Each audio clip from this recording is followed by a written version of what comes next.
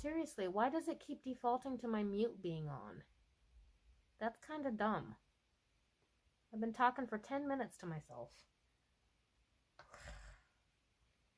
Streamlabs, get it together. What the hell?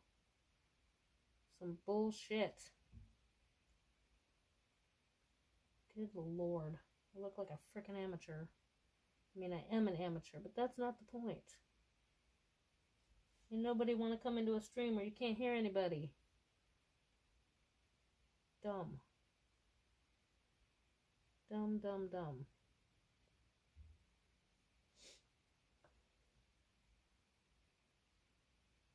So I just gotta remember that when I start a live, to unclick the mute button. Because Streamlabs like to start it muted. Do, do, do, do, do.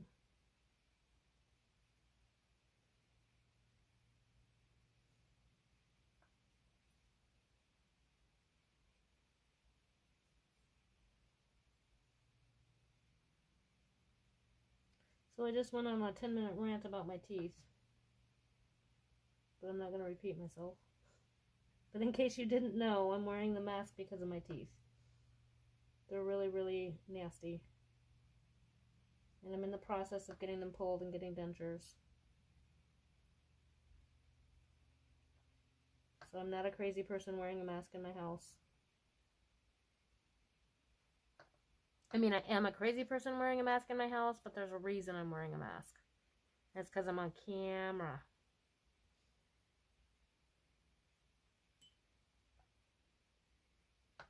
Camera.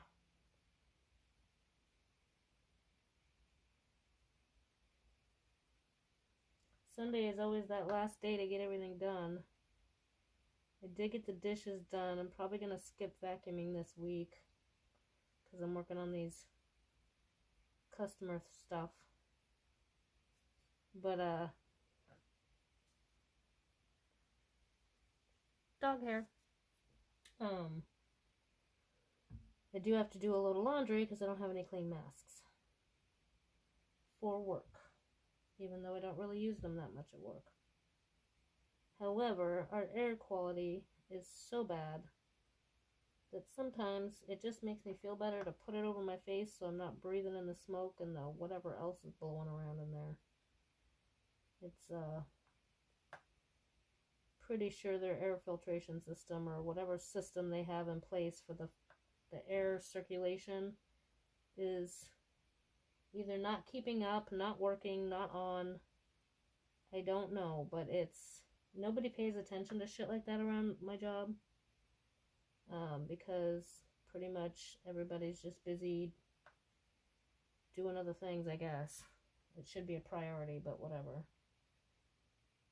A lot of things should be a priority that don't seem to be. So in the meantime, you know, all the employees get to breathe in God knows what. I don't know how they haven't been shut down by OSHA yet.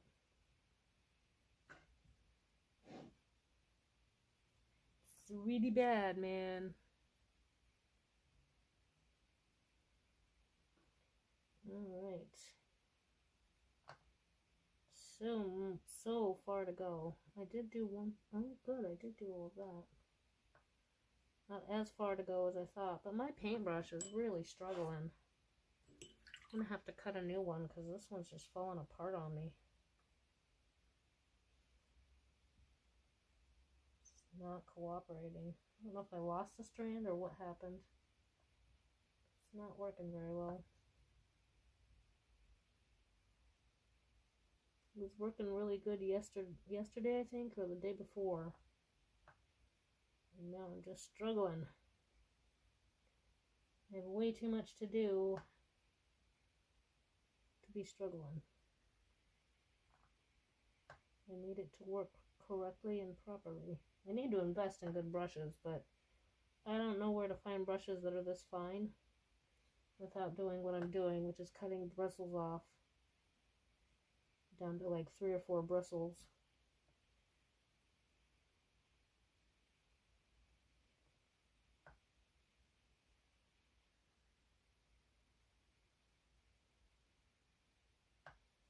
And the other struggle is getting the paint all used up before it starts to dry out.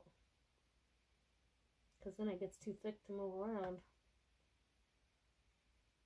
Lots of little details that, unless you're a painter or use paint regularly, you don't know the struggles. But if you do, you totally get it. Hello, America! How are you? Long time no see. I am well. I've been fighting off a cold. Probably about a week and a half. Literally everybody in my team at work has had it.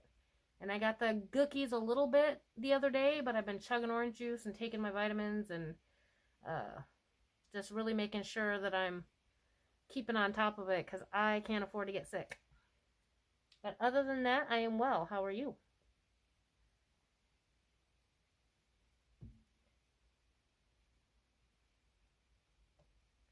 My husband is out for the day and I'm painting something for a customer, so I thought I'd just hang out online while I do that.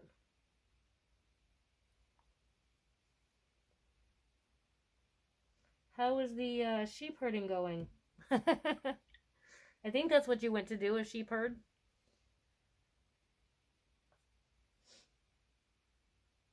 My husband wants to get out of trucking so bad. He keeps trying to come up with all these, start your own business things so that he can get out of trucking, but you got to make sure you're good to go before you make that leap, that's for sure. And I totally get it. Especially living in Minnesota where the winter roads are garbage. Awesome, glad to hear it.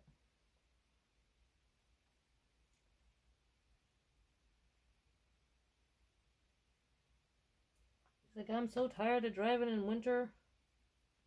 I'm like, it just started, dude. You got a long ways to go. We've only had one really good snow.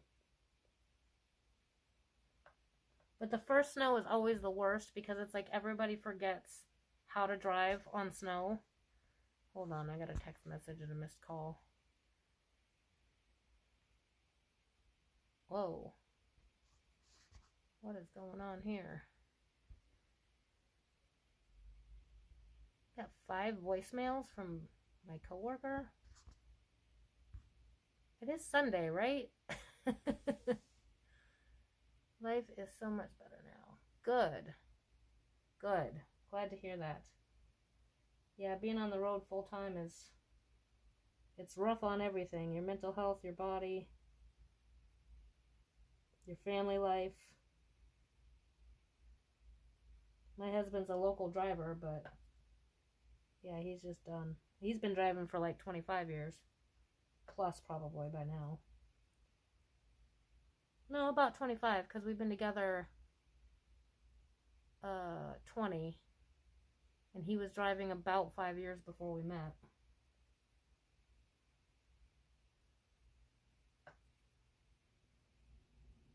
He's done other things in between, like he did hair for a while, and he drove garbage truck for a while, which is, I guess, a little different.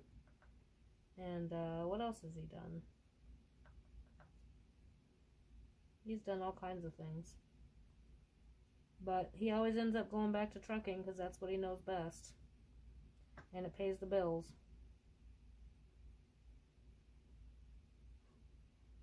But he's getting up there in years and he wants to be done.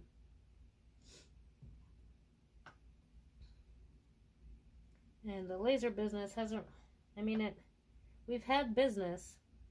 However, getting him to charge his friends what he should be charging has been the struggle. Because he wants to give everybody he knows a discount.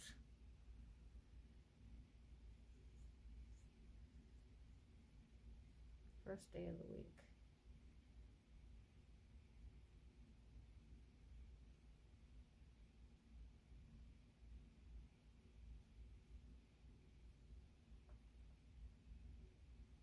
Yeah.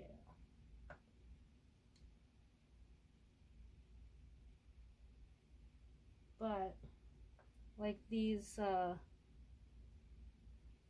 projects I'm doing right now, they're probably 8 to 10 hours at least of painting. That doesn't include the price of the, you know, the price of the wood, the time spent engraving it. Just the painting is probably 8 to 10 hours. Well, it's more than 8. Could be 10 to 12. I haven't really timed it because I usually do a bunch and then let it dry. Come back, do more. Otherwise, I lay my hand in it and smear it all over the place. And that's not good. So I've learned a couple things over time. Being left-handed, I start on the right and work to the left. That helps a little.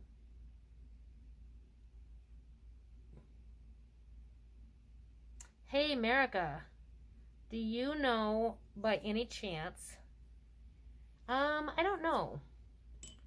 Do you know by any chance how to get rid of a woodpecker? We have wood shingles, and this woodpecker has pecked all the way to the back of the drywall inside my husband's bedroom, and he started a new hole this morning. So apparently, you know, you're not allowed to kill them because they're federally protected. I tried to hang CDs up, and that worked, but the wind picked up and blew them all away. I'm going to take a drink of soda real quick.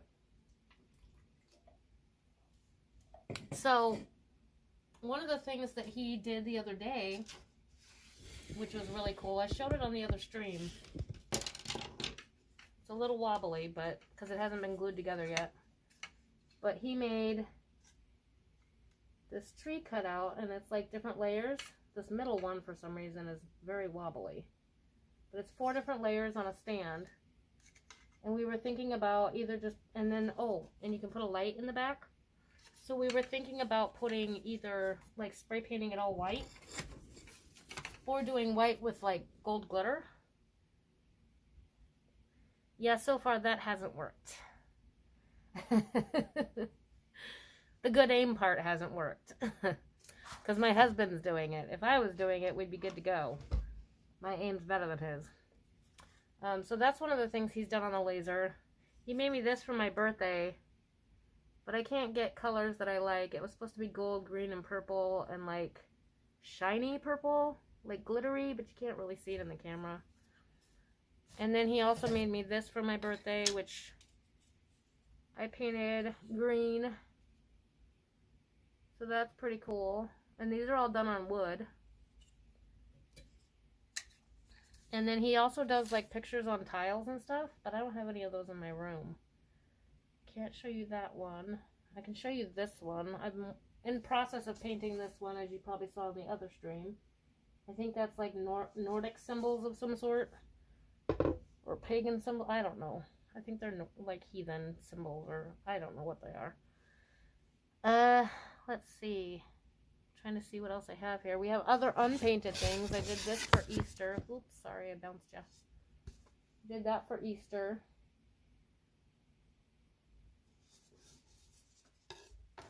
And what's this one? I think that was the other Easter one, a bigger Easter one. We also did this for Easter. So this is a 2-piece. And I painted the little one, but I left the big one raw so that someone could either purchase it raw or paint it. Trapper would like which one?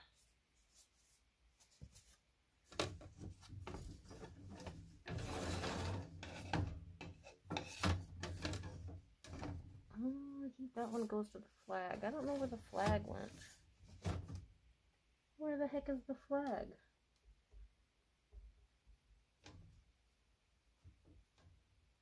I got stuff piled everywhere. Because he keeps bringing me stuff faster than I can paint it. This was one of the cool ones. Bend down and grab it. So this is a door hanger flag. And you put the bracket on and then hang it on your front door like a folded flag. Nordic? Okay. Yeah, that one. The wood he used, it came out like the lines were so fine that it kind of broke apart at the edges. But yeah, if he did it on a more solid wood, that would probably be really cool. And then I used one of his goof ups to do a stencil and dotting paint. But I haven't, it feels like it's not finished. I gotta finish it. But so far it looks pretty cool. So yeah, we have lots of stuff. Lots and lots of stuff. Ooh, where did I just kick? I have very limited workspace. So yeah, he's done glass and tile, and he can do like photos on glass and tile, tumblers, beer mugs. He did a bunch of beer mugs. But a lot of that stuff, the customer, his like most common customer is a private entity that we can't show their logos, which is actually what I'm working on right now. And they've actually been one of our best customers. But we're so busy making stuff for them that we don't have a lot of stuff to put on the Facebook page that can be shown.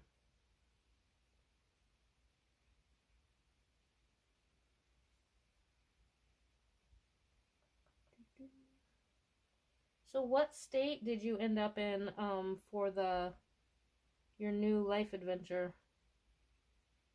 I can't remember what you said. For some reason my brain thinks Montana.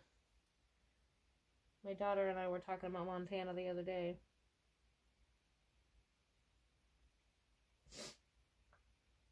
I just don't want to move anywhere where there's more snow.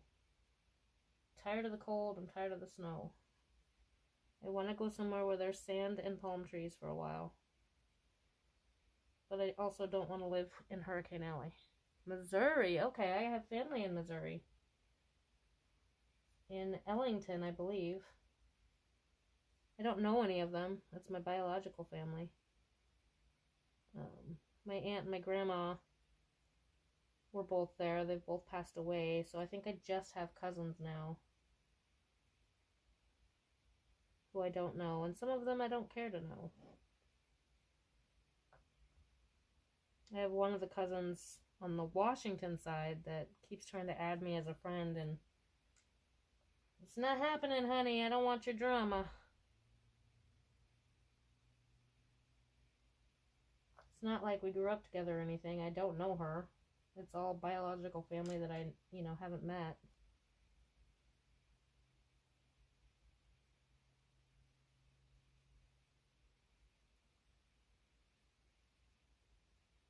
I'm trying to think if we even went through Missouri on our way to Arkansas. I feel like we did. Yeah, we did, I think. We went through part of Missouri. We were driving from Michigan down to Missouri, or down to Arkansas.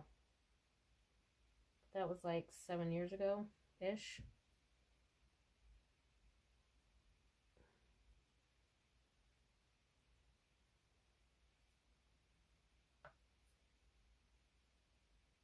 There are children screaming outside, which is odd because we only have one young kid, and he's not a screamer. He's a quiet kid. So I don't know who's screaming out there unless he's got his buddy with him.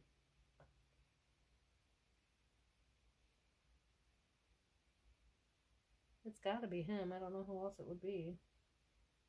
We don't have a lot of kids in this neighborhood, thankfully. It's a nice, quiet, older crowd. We've got like the ex-mayor down the road and a lot of retired people. So it's a quiet neighborhood. We're probably the noisiest neighbors. And they probably think we're on drugs because there's literally always somebody awake at my house. Because my son doesn't really have a sleep schedule, and I get home at like 2 in the morning. So I'm up till 3 or 4 or 5. Depends on the day. I'm trying to go to bed by 4. But, and then my husband gets up at like 7:30, so in between me going to bed and my husband getting up, my son is usually still up.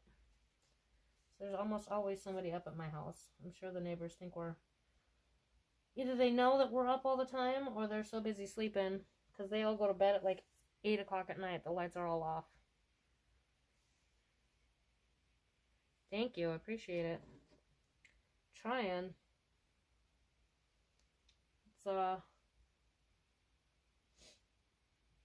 It's a struggle sometimes. Because a lot of times if I have customer stuff, I work on it before I go to work. And then I come home and I work on it before I go to bed. And then I work on it like all weekend. It's a lot of work. But thankfully I enjoy painting. So, you know, if I hated painting, that would be a bigger problem. Come on, paint.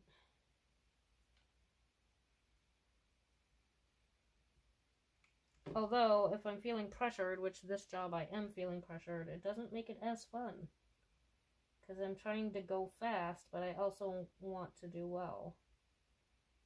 You know. I want it to look as nice as possible.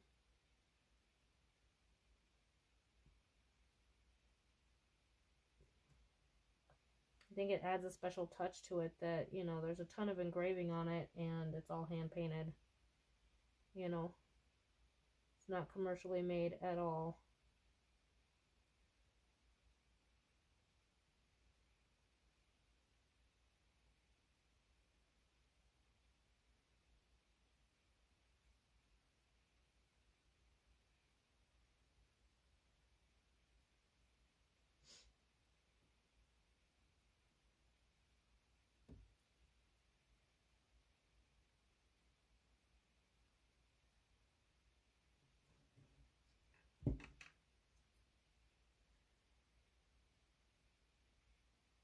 I'm glad somebody stopped by to chit-chat for a few minutes. That was nice. I can literally talk about anything. You just mention it and I'll talk about it. If you aren't sure, the reason I named last night's stream Dear Abby is because I've always kind of wanted to, like, it's really easy to give advice to other people than it is for, like, your own stuff. But I really think people could use, like, a stranger's advice. You know, I have no skin in the game, and I have a decently strong intuition, and I think sometimes people need to hear things non-sugar-coated, like just how it is, you know? Because if it's not blunt enough and it's not straightforward enough, they either misinterpret it or they're not as sure, you know? So, not that I have any kind of reputation online for giving advice, and that's not my niche and that's not my norm. I am always open to an ask me anything kind of scenario about just about any topic. And if I don't know and I don't have, or I don't want to talk about it, you know, then I'll just let you know. But yeah.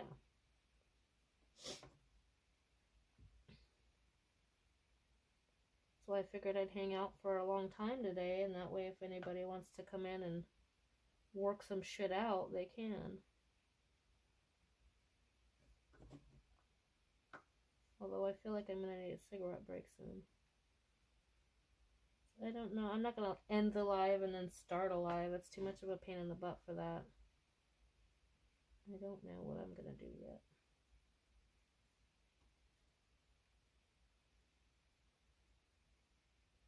I know I need to quit. I know that, but it's not that easy. In my house, my husband swears he's never gonna quit. Well, not never, but he's like, oh, I can't quit. And it's much harder for someone to quit when their spouse still smokes. You know, and like I told him, if I did quit, you would have to smoke outside or in the garage only. Because if I smell it, it's going to make it that much harder for me, and that's not fair. You know. But in the meantime, I just need to cut back because I have finally given in and started smoking in the house. And now I chain smoke. So it's actually good when I'm at work because I can't just go smoke anytime I want. have to wait till break time.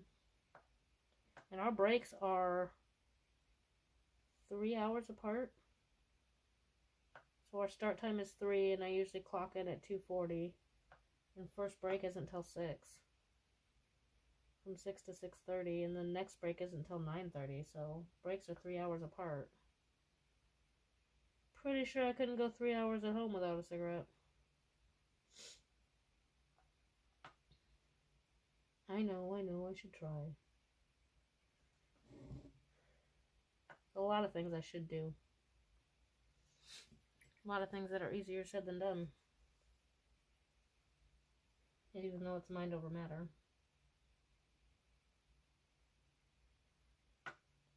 But my mind doesn't like that matter. It's really my anxiety. The last time I tried to quit, I tried to cold turkey it. And I think I had nicotine gum, but that was not going well at all. And I think I made it 12 hours, but my anxiety was so bad. My heart was racing. I couldn't breathe. Oh, my brain was just rattled. It was not good. I almost feel like it would be like, just put me in a coma for like 4 days. Get me through the worst of it. God. Such a dumb habit to start. Started when I was 17. Thanks, Josh Jones. Started when I was 17 and haven't quit since.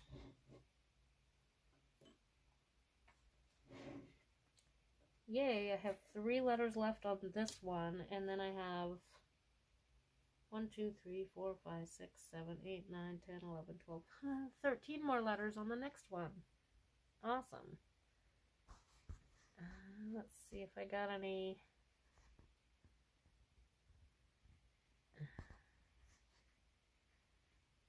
Alright. I wonder if I can just pause this. Or do I have to start a whole new one?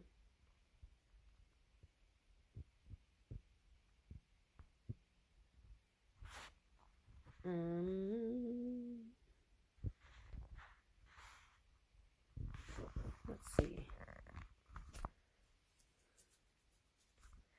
I will be right back. If the stream ends, I'll restart, okay?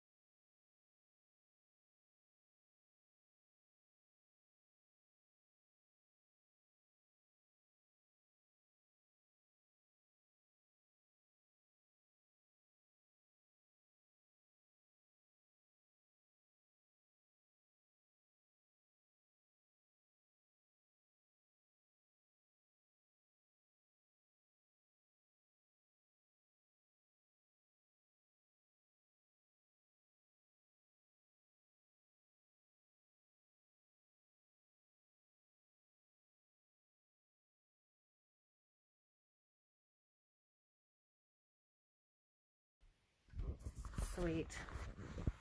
Just had to make sure nothing crazy was going on. Let's not push the buttons. Yay! Okay. Where was I?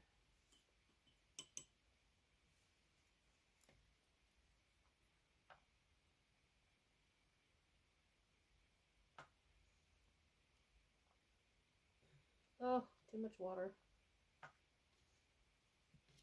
If I make it too watery, the paint, then it doesn't show up at all. So I need it like the perfect consistency. I don't want it too thick either, because it makes it harder to paint over with the secondary color. And I'm just trying to give it a light coating of the white. To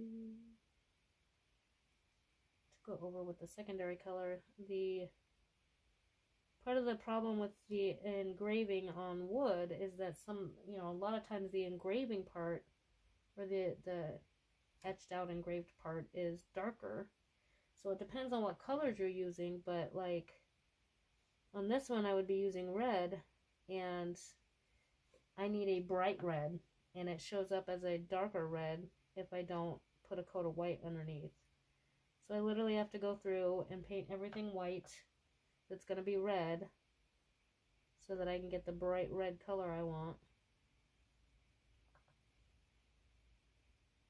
But yeah, some of the other colors that I've tried aren't too bad. It depends on how thick you want to put them on. So like the lavender, I could just put that on a little thicker and it wouldn't be an issue, I don't think. Although any color that I want to show up brighter, it's better if I put white underneath. It's just what it is.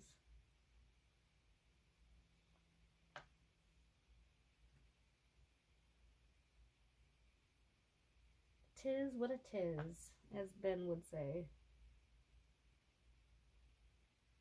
But I also say that. I also say that. I'm gonna guess that Ben's not here right now because Ben's out making awesome videos of his own. And I appreciate that he came in and tried to go to both streams last night. But missed them both. Not his fault. The one said that it wouldn't stream onto YouTube. So I tried to end it, but then it wouldn't end. And then the second one I thought was going to be longer, but I kind of just felt super awkward and didn't know what to say, and nobody was showing up, so I just ended it. But I'm hoping to stay on for a long time today. We shall see. I don't know what a long time is. A couple hours maybe. If only one person shows up in the whole couple hours, I'm going to be really sad. I mean, I get it. I haven't been streaming until recently, so it's not like people know to look for me. It's not like I'm super entertaining like Ben. And it's just watching my room and me. So it's not like it's uber entertaining. I'm gonna adjust just a little bit more so that when I'm... There we go. I like that better.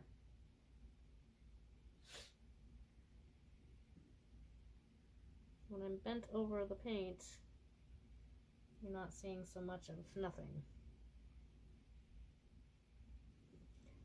Trying to go fast because this is just like the base coat anyway, but I also got to stay within the lines. So I can only go so fast. Which is depressing because all this time is being spent on just the base coat. I haven't even started the real stuff yet. And then when I'm done with the lettering, I gotta move to the other logo and do the outline of that in black. I need to make a to-do list for today because I'm struggling. I know there's like tons of things I need to do. But when I have work customer stuff in front of me, I default to that. I want to get it done.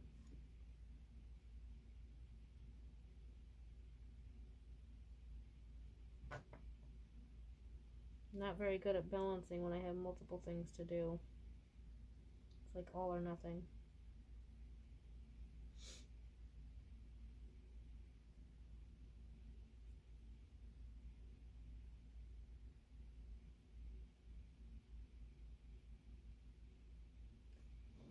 But I do know I'm going to take a bath tonight before bed and shave my legs.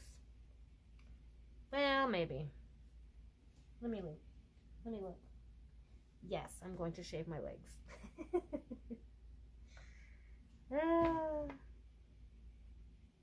Showers are awesome, but every once in a while sitting and soaking in a bathtub is super nice.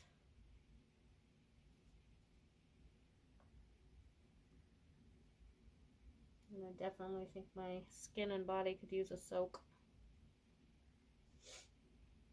especially when it's cold outside, to like really run a hot bath and soak in it. Oh, it feels so good. Even though it dries your skin out really bad.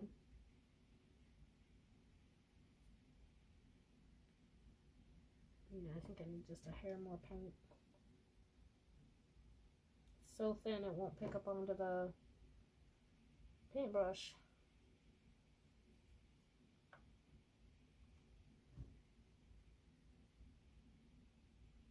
I can't seem to find a happy medium though. So when I add more paint, it's too thick.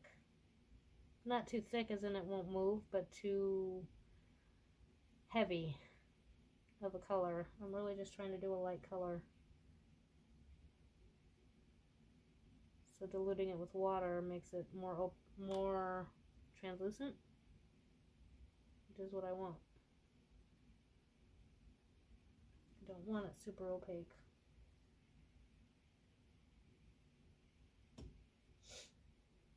I'm sniffling a lot because I'm fiending for a cigarette.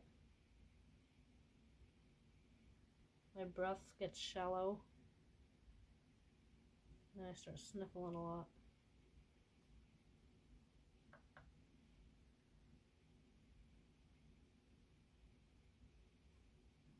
All right. I'm going to go do that real quick. I'm just going to take a couple puffs, and I'll be right back.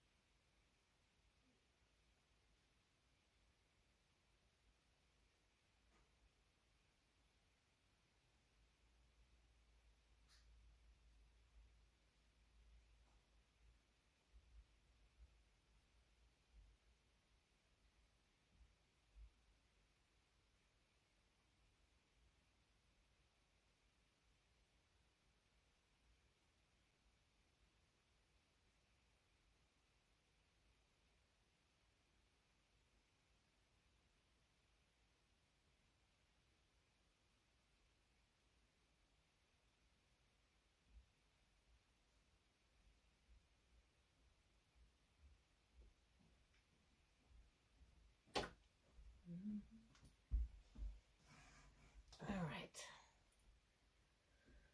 right. Away we go.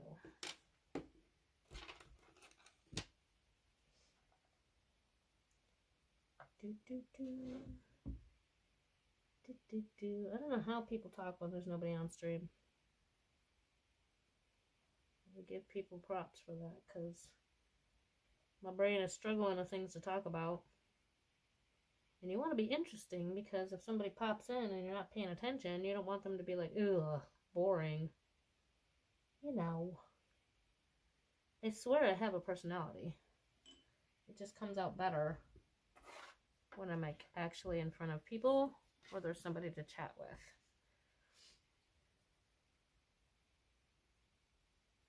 I promise. But I'm also concentrating, so there's going to be dead spots from time to time.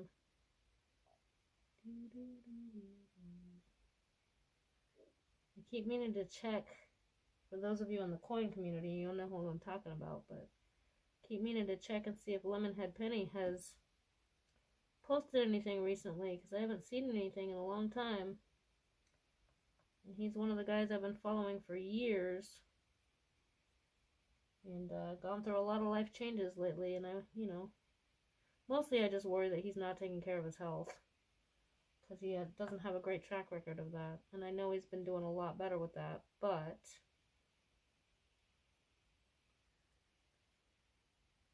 if he doesn't keep on top of it, it gets real bad real fast. Oh, man, I think I might have to do a light sanding over some of this later to get some of the little oopsies out.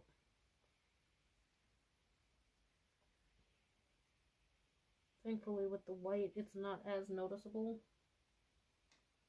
because the wood is really light where I'm making the oopsies. So it should sand right off, I'm hoping.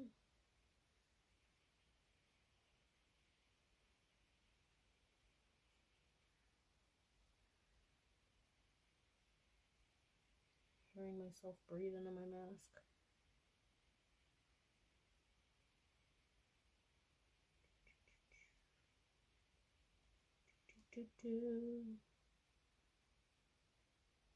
Too much paint. Move. Move, paint, move.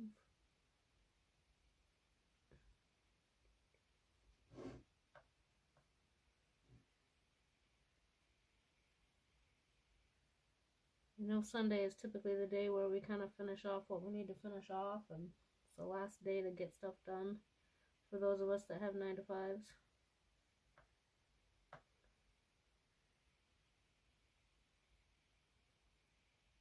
When I originally took this 410s job, my plan was that, you know, my typical 5th work day would still be a work day. I'd be working on stuff from home that I need to try to get some other income coming in.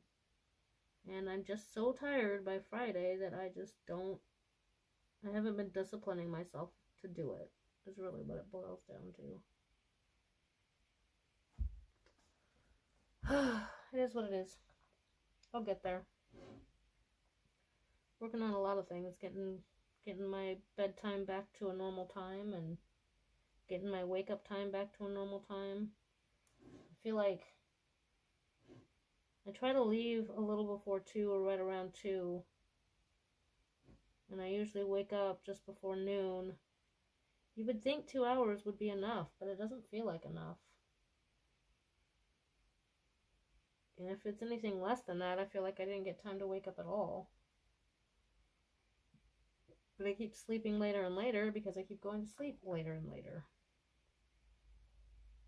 I gotta get that sorted. I think I went to bed at 4 last night, so that was good. If I can replicate that, 4:30, I'm at least moving in the right direction, which is also a plus.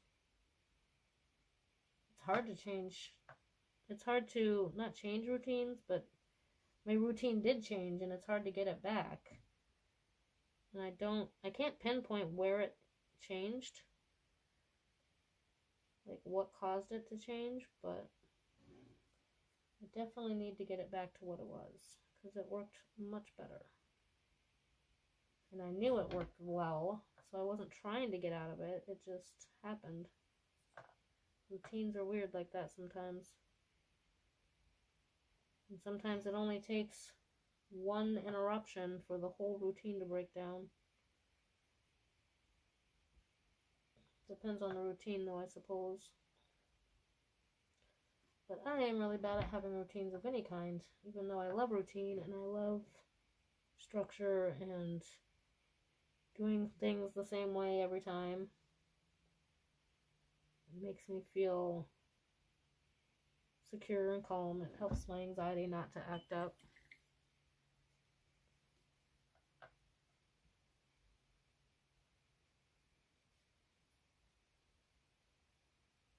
I am a creature of habit.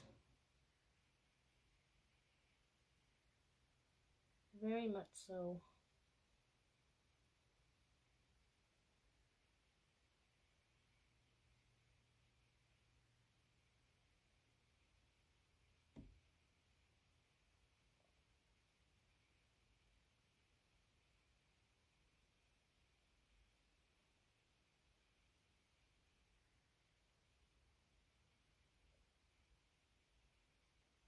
Now the paint's cooperating.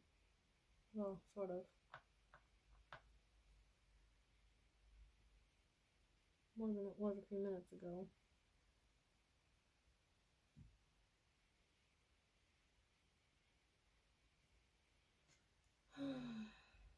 I've definitely learned over time to only add a little bit of paint at a time, because it dries so fast that if you add too much, it starts getting all thick and gooey. So try to only add what I'm going to use in the next few minutes before it starts drying. And then just add a little bit more as I go.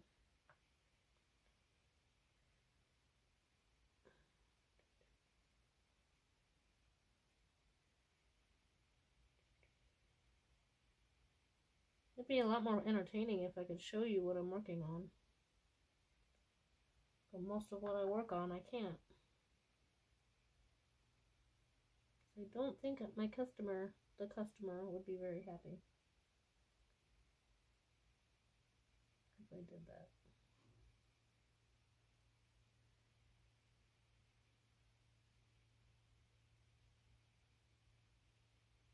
I think that's one of the keys to like a small business is really you don't necessarily, if you're making things,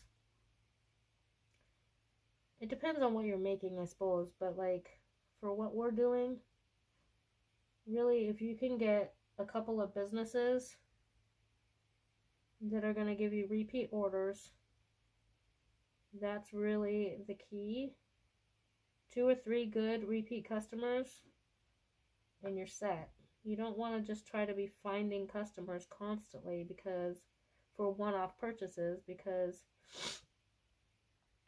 the money's going to trickle in so slow, it's never going to go anywhere. You know, you got to find those customers that are going to want repeat items that you know well you can, you know, mass produce, do fast, and they'll be back for more later, you know. That's what helps keep the income stream coming in steady instead of just hoping that one-off people will buy things, you know. So we've done some of that. I mean, that's still something you want to add in, but overall, you know, that should be the secondary part of your small business if you're making stuff. You want a handful of repeat customers that you know, probably are mass producing for, depending on what the need is. That's the key. And I think a lot of people running small businesses know that. But depending on what you're doing, it can be hard to figure out what item, you know, a repeat customer is going to want. I'm not really interested in engraving on pens. I mean, you could, I suppose. But that wouldn't be, I wouldn't want that to be like the main part of our business. It's just engraving on pens all the time. It'd be boring as hell. I like stuff like this that I can then turn around and paint. And it gives me my creative outlet. And I think it's really cool having a, you know, a specifically hand-painted item. I mean, this one's got a lot of engraving on it to paint, but you know, from time to time it's not bad. But these take, like I was saying, these take between 8 and 12 hours a piece. And I'm working on one, and I think I have 3 more to go. Speaking of which, let me get these out of the shop.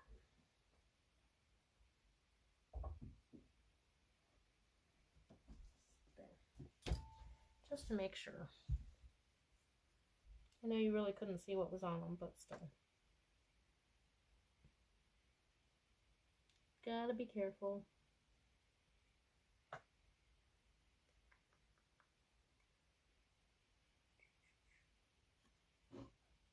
Well, I've been here an hour and had one person come in. I might go to 2, but we'll see. We shall see. I got plenty of painting left to do, so it's not like I'm not going to be sitting here. Anyways, the whole time.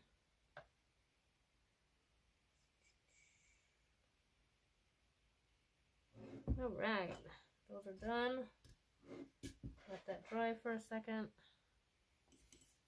Officially 1 hour. Oh no, I left the freaking lid off of this one again. The little squirt bottles.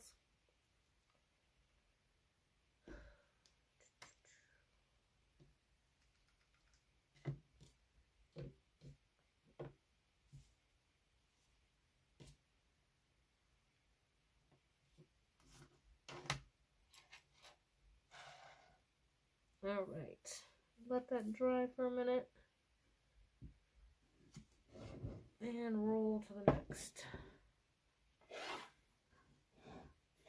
Back at the base. I need to clean my magnifier.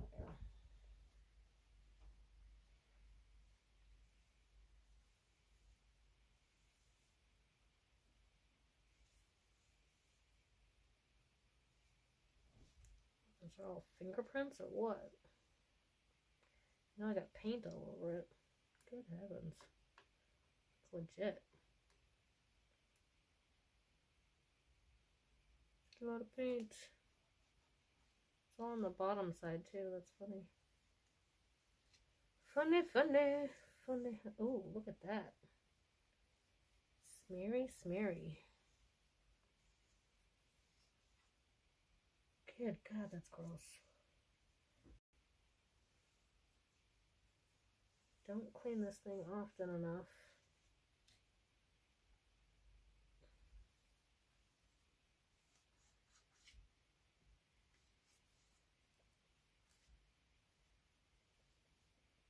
Oh, that's much better.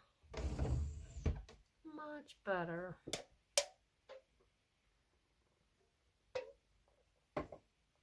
Also, I don't drink soda that often, but my husband left one out. I can't do cold soda because of my teeth. It's just, it hurts. So, room temperature soda is my thing, and he left one sitting out that was almost full, so I'm finishing it off for him. Alright, I'm going to take a real quick break again, and I'll be right back.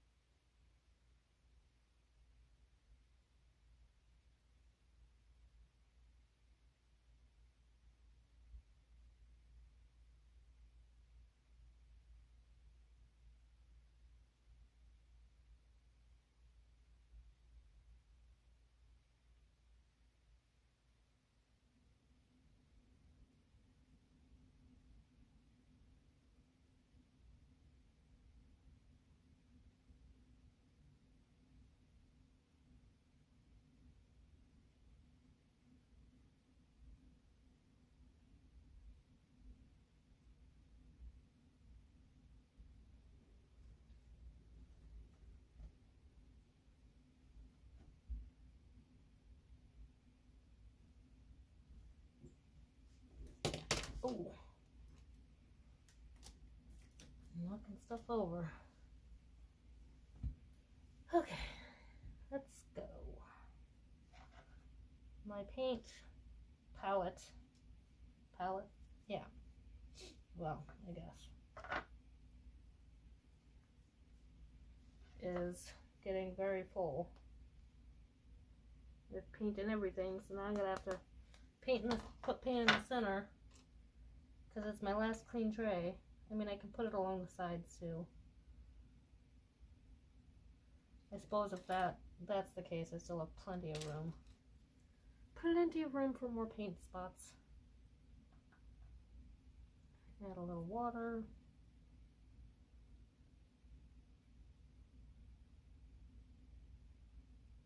And yes, I want to add water because I want it to be translucent, not opaque. all you paint aficionados going, don't add water, don't do that, use a thinning medium. I have that as well, but I want it translucent, therefore I'm adding water because it's a base coat to brighten up another color, so it doesn't have to be opaque. In fact, when it's opaque, it makes it harder to do the secondary color.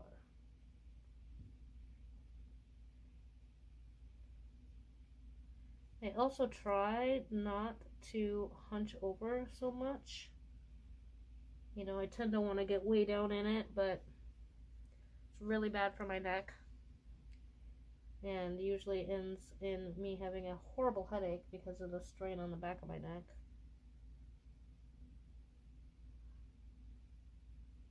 I think the last one I got, it lasted 2.5 days because I sat here too much and didn't straighten up at all. So I'm trying to do better. Not hunch over so much.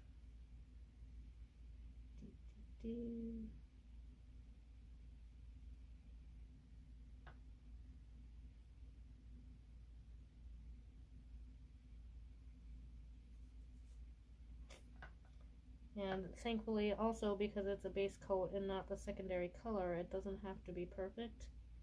It can be kind of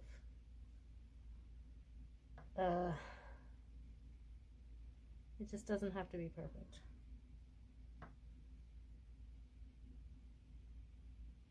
It can be good enough.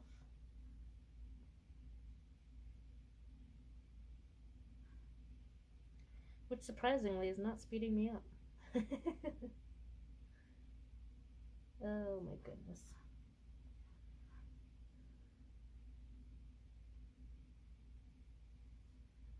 Just chugging on. Now my paintbrush is starting to act funky again. That's not good.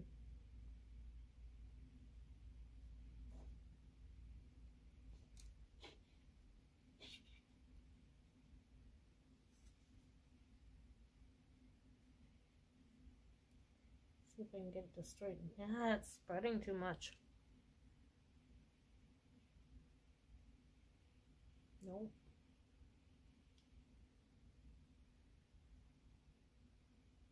There.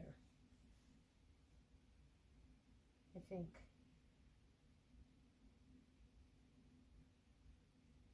I mean, I've used it so much that I'm surprised it's holding together as well as it is. I think this is like my second or third one. Because when you only have about four bristles on there, you tend to wear them out faster.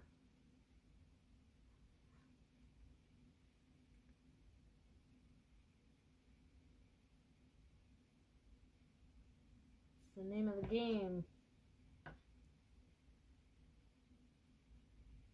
But every time you make a new one, and I say make a new one because I have to usually cut the bristles down to 3 or 4, you never know how it's going to work. So like the brush I have now, it has like a little curve to it. And I think most of them do. They curve from sitting in the water dish. You have to like learn to work with the curve and use it to your advantage.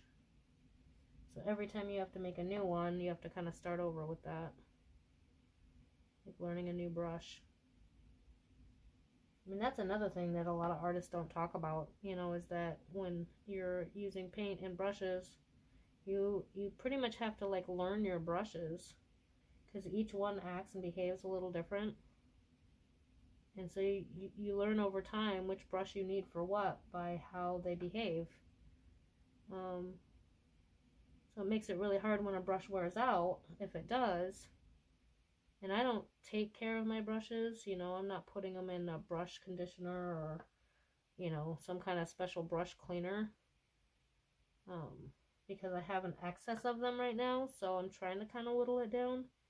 But yeah, every time you have to switch to another brush or using a new brush, when one of your current brushes wears out, it's a learning curve. You have to get to know how that brush works and how to manipulate it to do what you want it to do. And a lot of times you have to try a couple brushes to figure out which one's going to do what you need it to do. It's kind of a, I don't know, it's just not a detail that you hear very often. But it is a thing. Anybody who works with paint and brushes knows.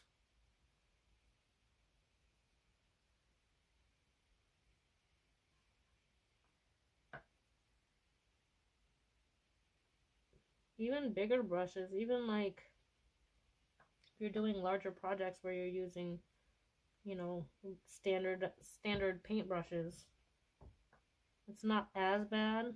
But when you're using fine tip, small hand paint brushes, it's very much a thing.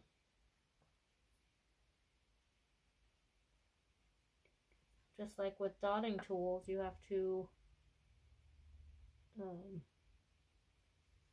get the kind of tool that works best for you, and sometimes that's a lot of troubleshooting.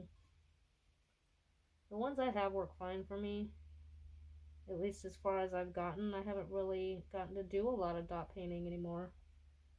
I was enjoying it quite thoroughly, and I had plenty of projects in mind, but then all this customer stuff kind of took over, and I haven't really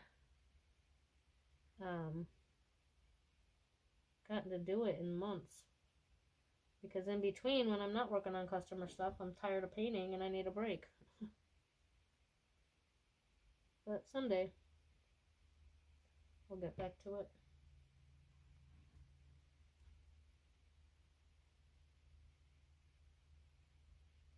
The sugar skull I showed earlier had some dot painting in it.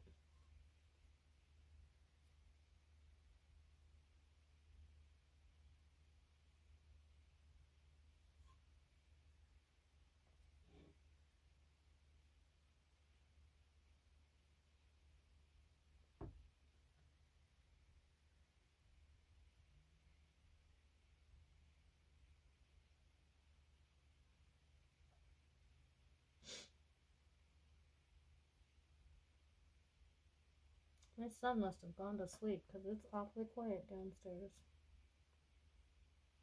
He's usually up all night and then goes to sleep in the afternoon till late at night.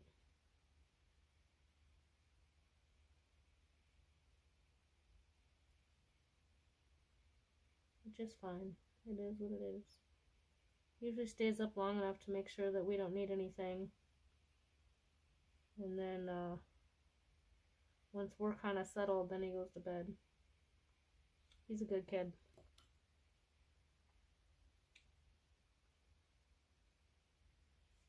He's a good kid. He makes sure we're good. He's very helpful.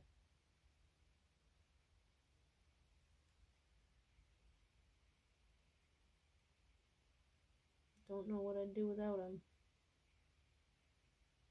I would be lost.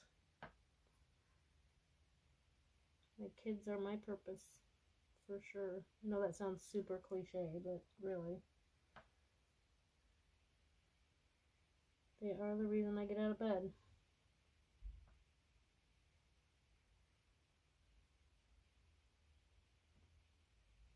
Where are we at? We are at an hour and 15. All right.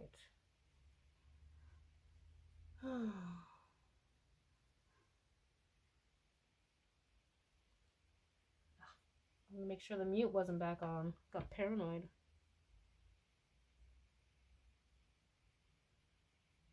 Paranoid.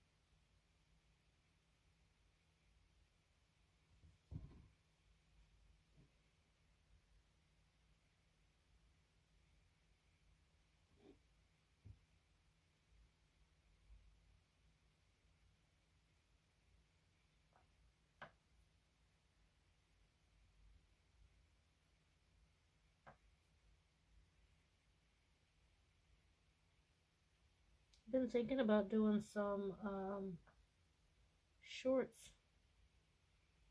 on here of my Saint Bernard, because he's a goober, but I would literally have to just have the camera out and be following him around to get anything good, because it's always when the camera's not on that he's goofy or cute, unless I have food in my hand, then he's pretty darn cute.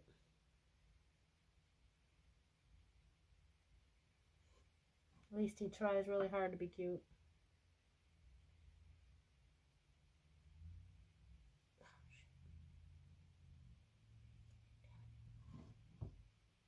Paint going everywhere.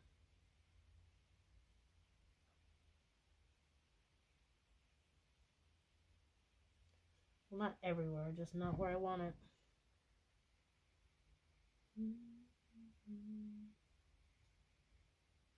Getting messy.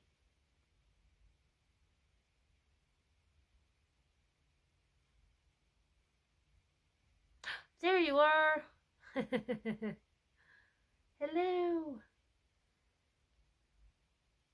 It said earlier in the stream that you must be out making some videos on your Sunday, making some shorts or some outdoor videos.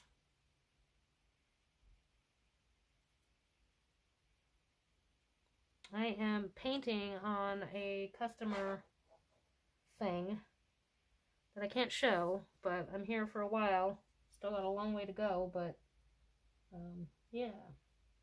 So I'm just hoping people will come hang out and talk and ask questions. As do you, but you are always in the morning, so I'm not awake then. I don't wake up till like noon. Awesome. Oh, it's raining? Ugh. Wasn't it raining yesterday too?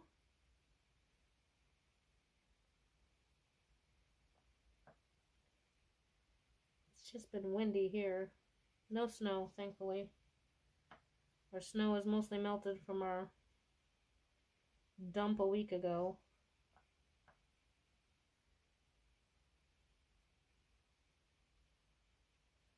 I don't know how you do it, man. I'm telling you. I'm sitting here racking my brain of things to think of while nobody's here. You do a much better job of it than I do.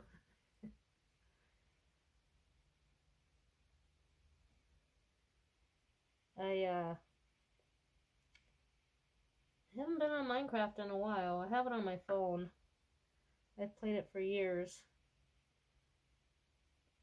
But I don't know, I just kind of lost interest. I don't know what else to do. I want to kill the... I've never killed the Ender Dragon. So I do need to do that. But I just have not had the motivation to get on there and like work towards it. And I'm also not playing RuneScape at the moment. Just too distracted with other things, I guess. But it was my son that got me into Minecraft. But he plays on PC and I play on mobile.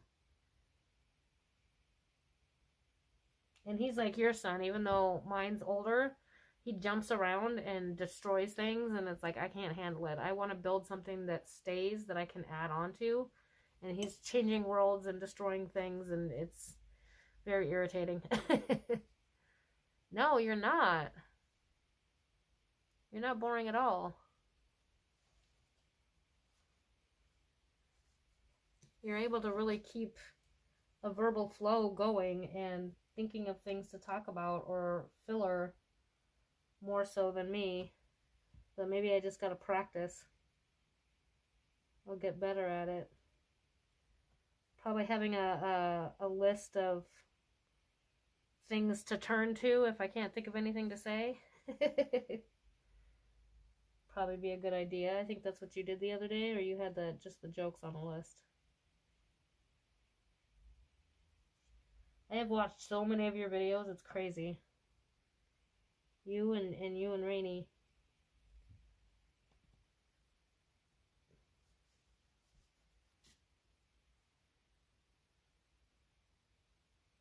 Oh, hey, this is my opportunity to show you my kitty.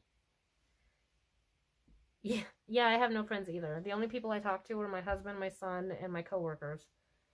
And my daughter on Messenger because she lives in Washington. Well, I think she lives in Oregon at the moment. So yeah, it's like people I know online are just about it. Let me go grab my kitty real quick. Also, in case you didn't know, the reason I wear a mask is to cover my teeth. I'm not crazy enough that I just wear a mask running around my house, but my teeth are really, really, really bad, and I would never be on camera if I didn't have a mask on. So, yeah. I'll be right back.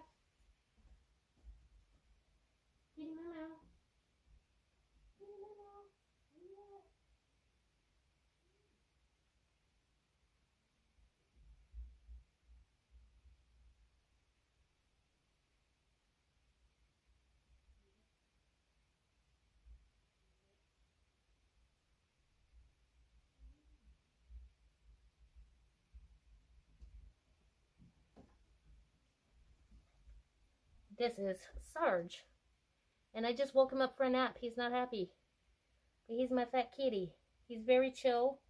We found him at a friend's wedding, and like the fact that I could just turn him over and rub his belly and play with his feet. He's just super chill. I was like, yep, we're taking him home. So yeah, he's a good kitty. He's awfully dumb though. And there is Odin. Odin loves the kitty. And Odin wants to eat the kitty. Yeah. Hi, buddy. Yes, thank you. Good boy. He laid down on the bed because he knows better. Yeah. But now I'm going to put the cat down. The cat's going to run and the dog's going to chase him. Ready? No, no, the cat went under the desk. Yeah. He is a big boy. Let me scroll back up a little bit.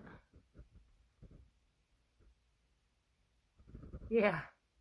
He's about 160 plus. So he weighs significantly more than I do. Need to connect. What? Awesome. Oh, well, I'm glad. Yeah, no, it's purely because of my teeth being so bad. I'm in the process of getting them all pulled, and then getting dentures. But right now they're broken and rotted, and I look like I do really bad drugs, and I don't. So yeah, I want to be able to be online, but I can't even talk to myself in the mirror. If I start talking while I'm looking in the mirror, yeah, I can't. It's bad. So yeah, I do try to put that out there, and yeah, I'm so glad some people are here finally. I've had one other person the whole time. I was about to give up. That's awesome. Very cool. So what are you guys up to today? Besides Minecraft, what have you been doing? Need to connect? I'm also painting on a customer's project, so when I'm looking down, I'm painting. And I have a long ways to go, so I figured if I'm going to be sitting here anyway, I might as well be online. Hang out. Kind of get used to being live and chatting with people, because I haven't really done that yet, so I'm not real good at it yet. Oh, thank you. I appreciate it. Yeah, no, it's not an obedience mask, I promise. But however, because my teeth are the way they are, when the mask thing became a thing, I was so relieved and excited that I had a good excuse to cover up my mouth and not be so self-conscious about it. So yeah, I'm like literally the only one still wearing one, but whatever. And at my job, the air quality is really bad, and so I wear it there too because it's a giant weld shop, and there's torch tables going, and there's all kinds of metal being cut, and the air is really garbage, and you can dust, and within the end of the day the dust is all full again. It's so gross. So if everything's getting that dusty that fast, I don't want to be breathing that in. So I do wear it at work for that too. But yeah. All right. Well, hi, Rainy.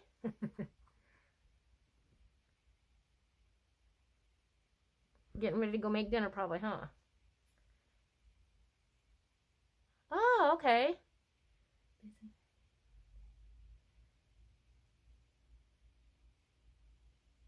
It's worse than it sounds. How can it be worse than it sounds?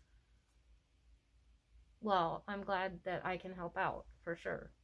Um, my son has Asperger's, and I'm pretty sure that if I was tested, I have Asperger's. Peace and love. Um, to some degree. So yeah, I totally get that. I have a couple of my team members at work that are also autistic.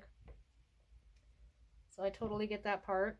Um, I'm in pain a lot too, but not to the point where I'm disabled yet. But I have arthritis that runs in my family. My knees started when I was 14.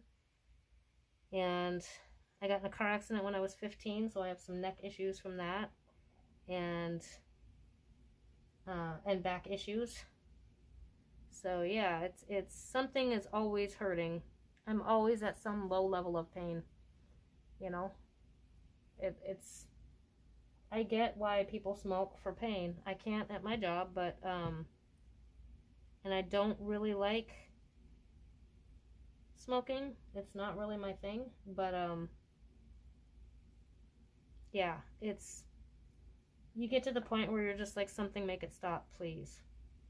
Just make me sleep for, I was sleeping for like 14 hours a day at one point, and I think part of it was depression, but I think part of it was to not feel the pain. So yeah, I get the pain part too. Not to mention with my teeth, all of the toothaches and tooth infections I've had, abscesses, it's just been an absolute nightmare. And they kept breaking, and the last straw was when they told me that my teeth were about 70% filling at this point, and the only way to save them would be to do all root canals and crowns, which is like $1,500 a piece out of pocket. Ain't nobody can afford that.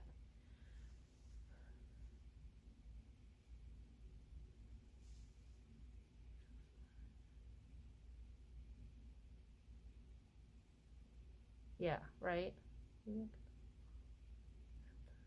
Yes. I had at my last job, I had a kid that, he wasn't technically tested, but he he was so sensitive to sound. So we had a couple of guys that would whistle throughout the building, and he would just lose his mind. He would tell me it's literally painful. It didn't matter how far away they were in the building, it literally was painful for him. I have a habit of picking under my nails when I'm talking, and I'm not going to do it just in case, but yeah, I found out that was a trigger for him.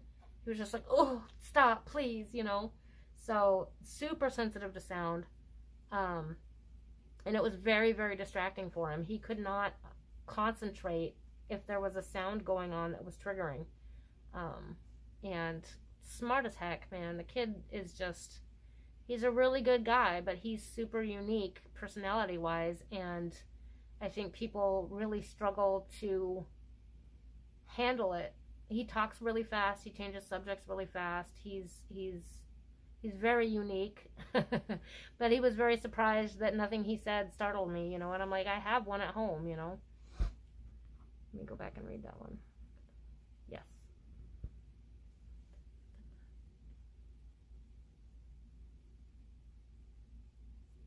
Pain is insignificant when compared to.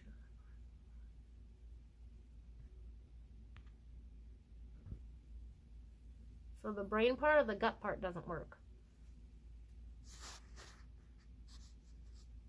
I know our dog's gut doesn't work because he ate a bunch of stuff he shouldn't, and now he's super, super sensitive.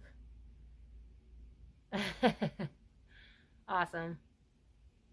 Glad you're back, Journals. Mr. Ben. Yeah, so it's got to be super frustrating. The internet is a great thing, is it not? At least it gives us some kind of direction. I love that so much knowledge is at my fingertips. I can't tell you how many things I've Googled over the years. You know, I'll just be sitting there and some random question will come up like, why do whales have dorsal fins? You know, just whatever comes to my head, I can just Google it. It's awesome.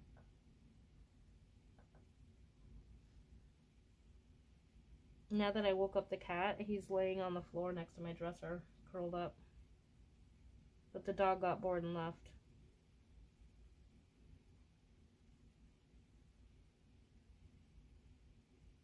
Yeah, that dog. Communication is hard, yes. I agree. And, you know, I used to feel like I was really good at communicating. But lately when it comes to, like, communicating with bosses and stuff, I struggle. Like, everything I say is coming out or being misinterpreted. And then it's making things worse. And it's so frustrating because I keep getting, like, typecast because I can't communicate effectively.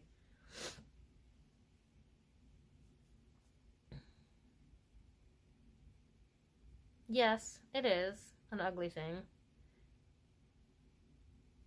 Right. It is nice to be able to connect through the internet. And there is a lot of ugliness, but there's also a lot of goodness. There's a lot of really good people. It allows people to make communities and be good, safe places. And filter out all the negative nastiness, you know. I don't go on anything that gives me anxiety. uh, I don't go on YouTube channels where I feel like they're yelling at me the whole time. I don't like being yelled at. So yeah, I definitely have filtered my life down. I don't do TV. I don't do radio. I haven't for probably almost a decade now. I don't listen to the news. I go to work. I earn my paycheck. I pay my bills. I try to take care of me and my house and do the things that I need to do. And beyond that, I don't really care, you know. If it's gonna end, it's gonna end. It is what it is. But on the day-to-day, I don't need to know what's going on in Siberia. I don't care. Unless they're threatening to bomb my house or my state or near me, I really don't care. I have other things to worry about.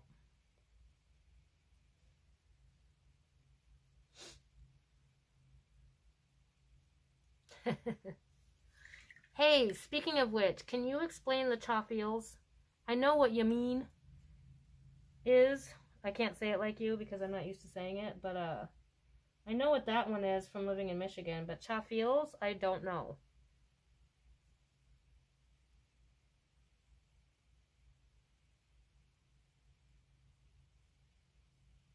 Well, that's interesting.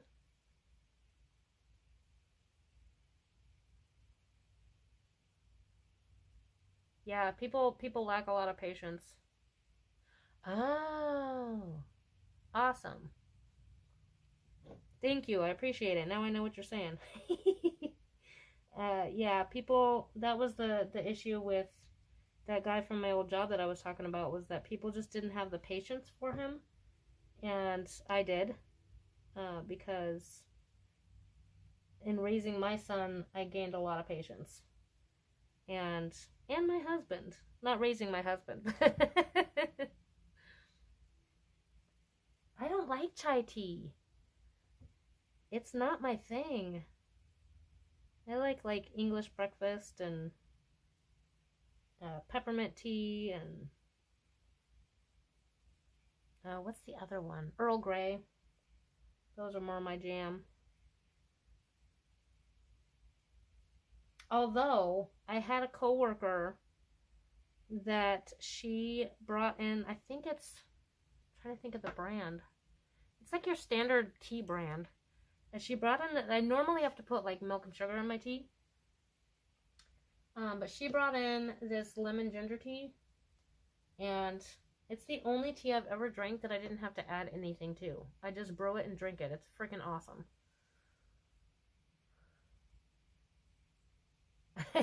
That's true, definitely. Yes, autism is underdiagnosed in women. I did take a quiz one time where I got like 40 something out of 50. But yeah, it's we went through a lot of trials and tribulations with my son when he was younger. I honestly am, so blessed that he made it to adulthood, because there was a point that not only did I think he wouldn't physically make it, I didn't think that mentally he was going to be able to hold out to adulthood. Because it just seemed like his little brain was just going to overload. It was awful. We went through a lot with my kid. I'm not going to tell all the details because he prefers that we don't. But yeah, it was a struggle.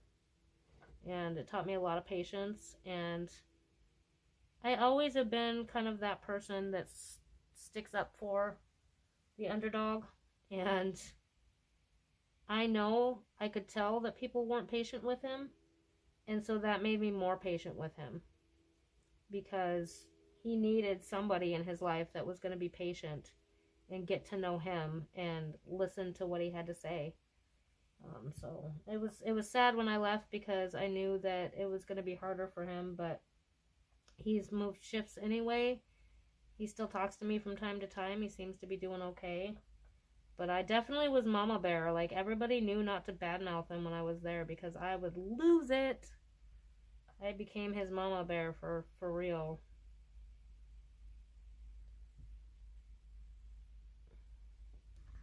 Oh, I missed one. I mean, it is, but makes you a stronger person. Bigelow, that's it, yeah.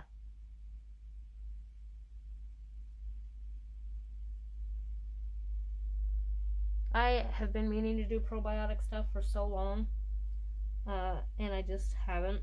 I think I'm scared I'll get diarrhea. Yeah, it's, we're jumping back and forth because of the delay, I know. Hope you guys are able to keep up. My dog has to have probiotics, I found, so he was doing like the ear flapping thing and licking his paws a lot, and I read online that means there's like an overproduction of yeast, which I think happens with humans too.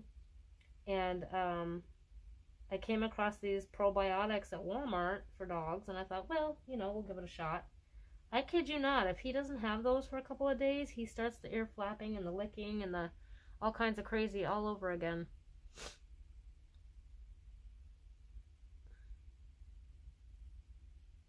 Yes. Let me dig some more up.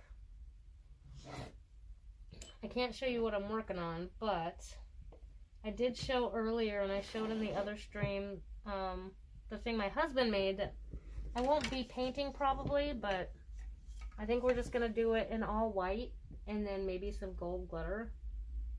But yeah, he made that. It's like 3D, and then you put a light in the back. So that's pretty cool. I thought that was really pretty, especially for Christmas. So there's like the art that I've done that are things that he's made. Yes, the dog is a lot better if I give him the probiotics. And he has to have grain-free food because he ate too many things he shouldn't have when he was a baby, and his tummy's all messed up. So this was an Easter one. It's not really artsy, but I did paint, the lettering and stuff.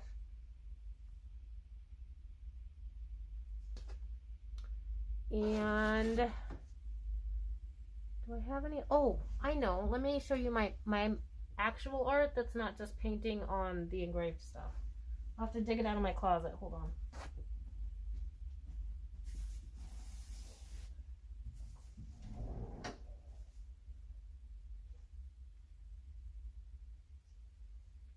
My husband brought this home the other day that I get to paint. That's going to be fun. Isn't that crazy? Like his big old scythe. So that's going to be super fun to paint.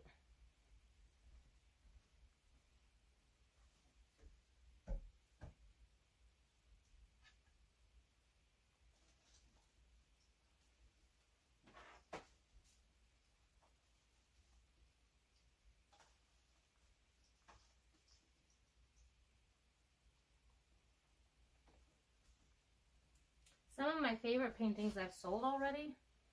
This is one of the engraved things that we did, that I painted.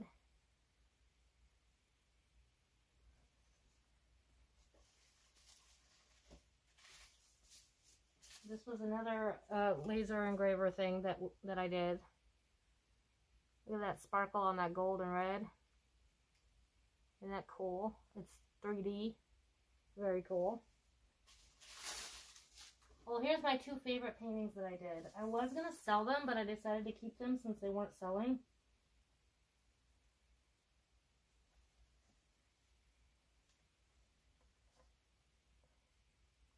So the fire and ice, or fire and water I called it.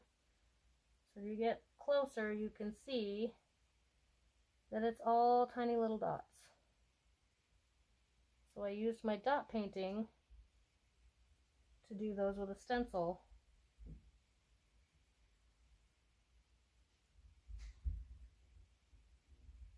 Aren't those cool? Yeah, so I figured, you know what? They're not selling. I'm going to frame them and put them on my own wall because I'm pretty proud of them and I think they're really cool.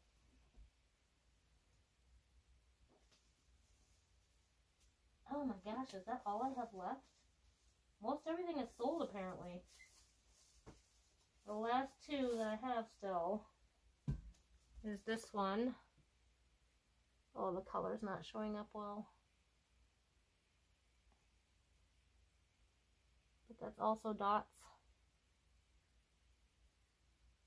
I think I over clear coated it.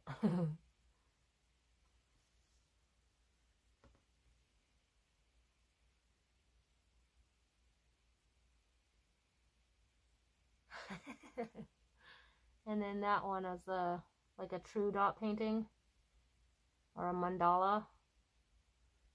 It's hard to get the colors to show true, but yeah. So I did a bunch of those too, but I think I sold most of them already. Apparently that's all I have left, which is good.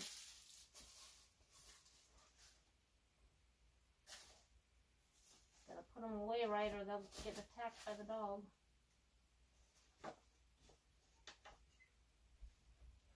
Yeah. Well, I appreciate it. Thank you. Right. Not American. Lucky. I also have some drawings that I'm working on. I want to make a coloring book. I've been working on that for a long time, but I haven't finished all the drawings yet. And I also want to put some on some t-shirts and stuff.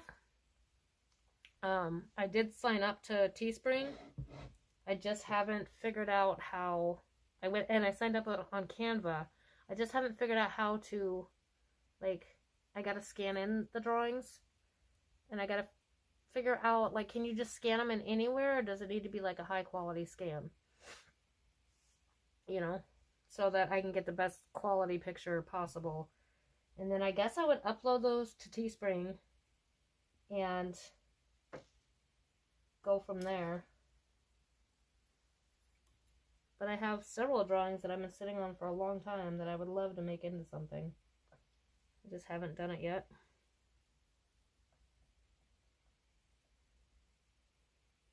Clueless. Oh, on the scanning? Yeah, me neither. I mean, I can't think of how else to scan something in other than, like, a printer. And I suppose, like, I don't know if they're all the same or you gotta be, like, certain DPI or I don't know. Or if just uploading a photo, like, have the photo be high pixel or whatever you call it, and then uploading that photo would be sufficient. I could try that.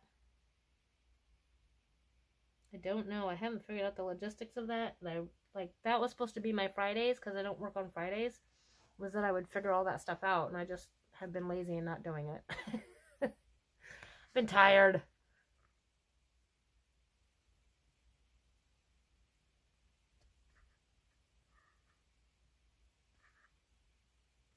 I gotta turn sideways to read my chat. Sorry.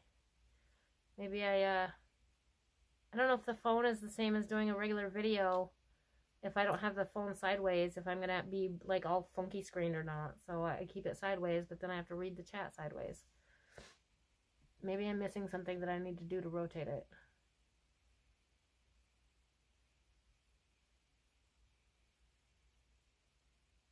You're welcome. Thank you for asking. I don't get much chance to show it off. It's usually just my husband and son that see it. I haven't done much with it yet. But yeah, so Fridays was supposed to be my 5th work day and, you know, work on side income stuff, but I haven't been doing it. Because all I want to do on Fridays is just sit and not move. I walk on concrete all day at work, and 40 hours of that is enough that I just want to keep my knees bent because my knees are so tired by then and my legs are tired, so I just like sit curled up.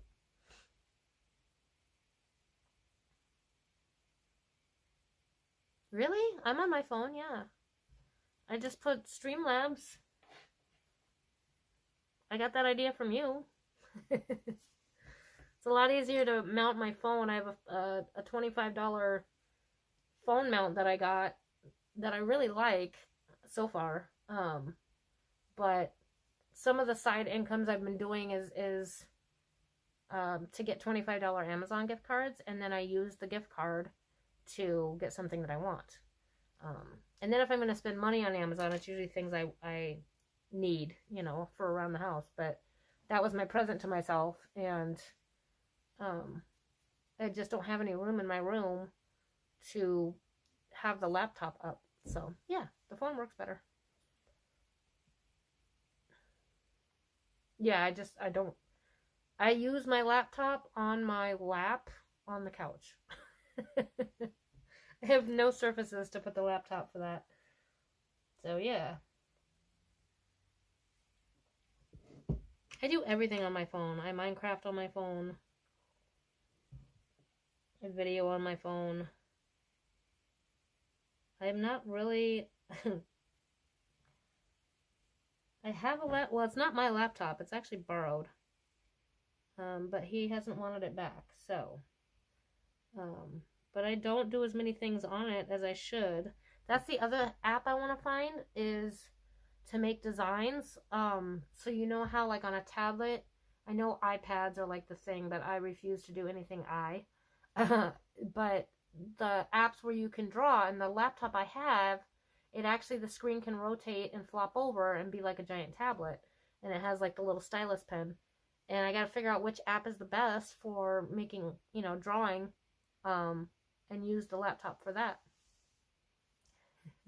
You're gonna be like, oh, duh, I could have seen that coming. I'm a Gemini. And I'm married to a Leo. And my son is a Capricorn. And my daughter is a Cancer. Yes, I am very much a Gemini. Through and through.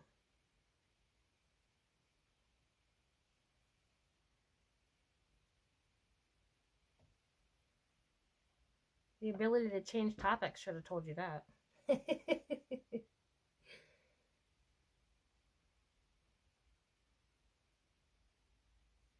I mixed my paint wrong. Hold on.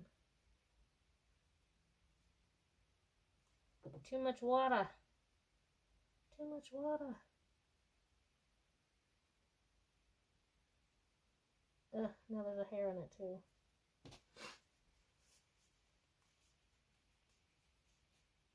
Yeah, fun is the word. Yep, definitely. Maybe that also comes from dealing with my son too, because he changes topics pretty fast as well, but yeah, you got to keep up in this household. Between a Leo, a Gemini, and a Capricorn.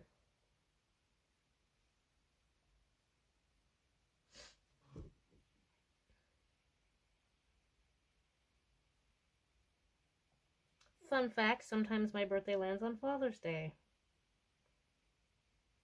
And the person who I'm borrowing the laptop from, we have the same birthday. Retention. You mean goldfish?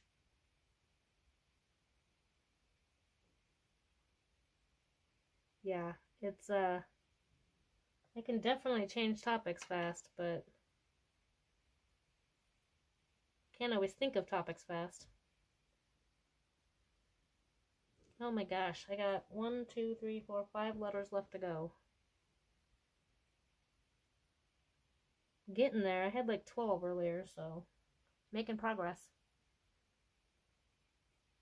Yes, the goldfish. So true.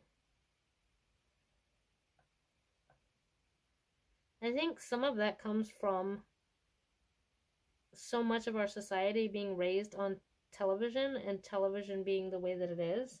It has rewired our brains to have such short attention spans. And then they come out with stuff like TikTok, which is like only exacerbating it, but it's on purpose. They want us distracted. They want us not paying attention. They want us to not be able to think for ourselves. That's the whole design of it. And it started with TV. I forget what it's called, but there's a whole ass freaking like program that the government implemented years ago that basically is what I'm just talking about, that started back in the like 60s or 70s or some shit, that is its sole purpose, and they have done a great job at it and have succeeded. Then COVID came along, and I think it had almost the opposite effect of what they were hoping, because a lot of us have decided that their bullshit is not for us.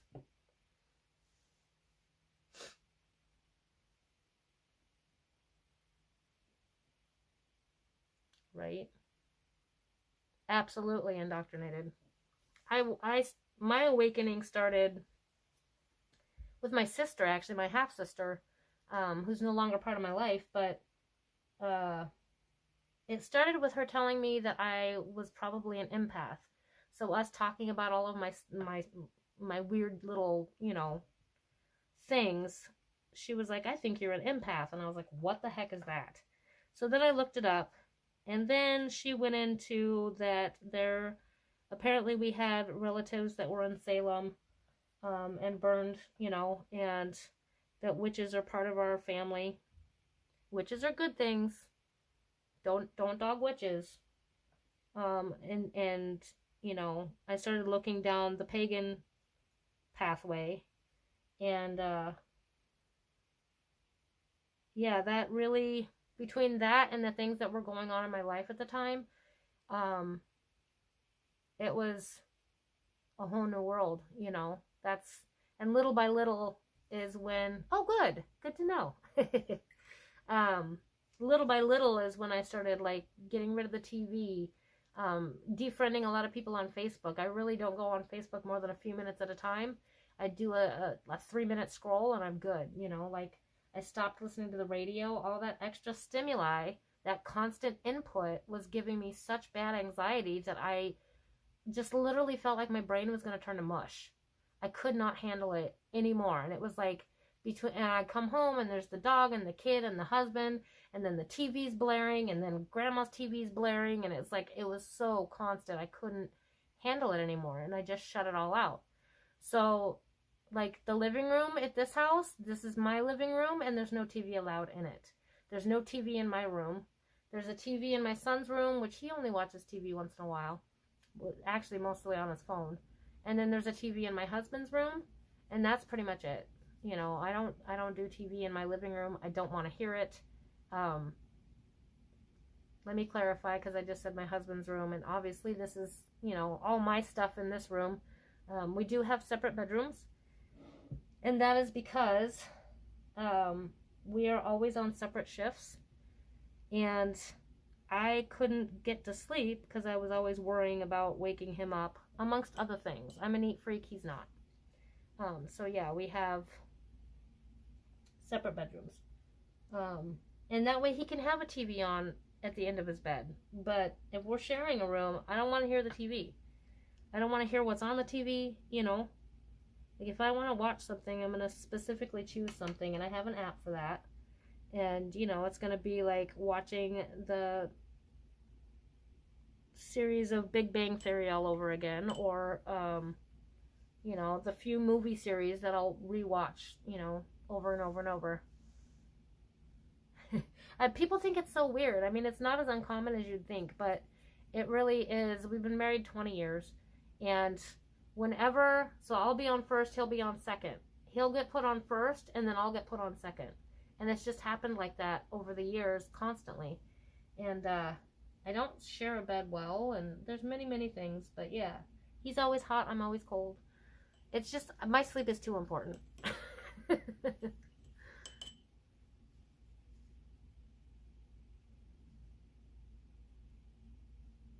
Get a permit to build. Okay, I lost myself that time. Oh, need to connect left. Did he even say goodbye? Did I miss it? I feel bad. Maybe he just hopped off for a minute.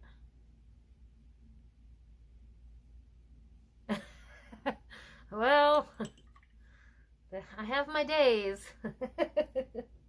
Yeah, 20 years. Our 20-year anniversary will be February 1st.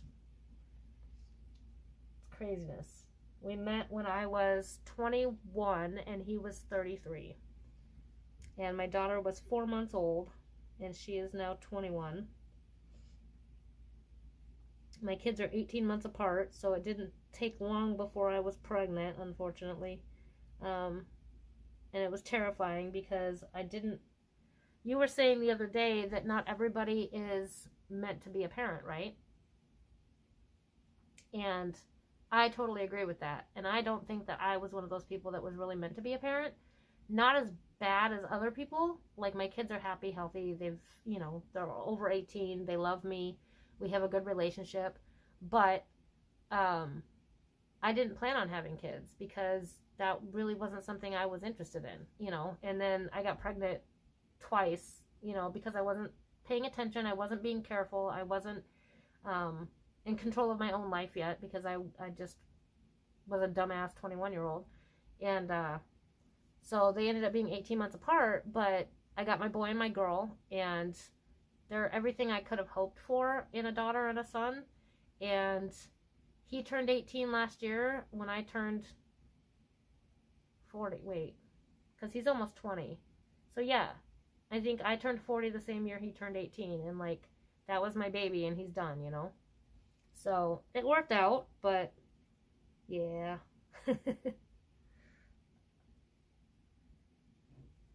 It's been a long 20 years, let me tell you. We've been through a lot of ups and downs, and trying to get the kids situated and to adulthood and just survive, We've lived in a couple different states and moved several times, and that wasn't great for the kids, but the last 2 states we've settled a lot more. So Michigan we were in for 6 years, I think it was. And here we've been here, God, 7 years? No. 7 years, I think. 6 or 7.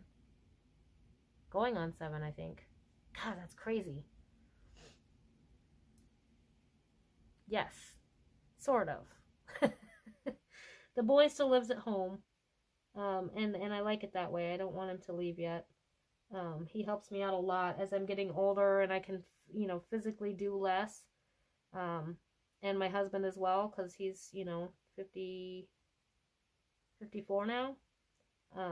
Which he can still physically do more than me, but he's not always home. So, for instance, I cannot carry the litter box or carry the bag of dog food in the house anymore without tweaking my back. And then I'm screwed, So having him here to do those things is super helpful. He keeps me company. He makes sure I'm good. He keeps me laughing. And some of the adventures my husband and I want to do, we want to take him with us because that's part of the fun. So one of these years we're going to go to EDC.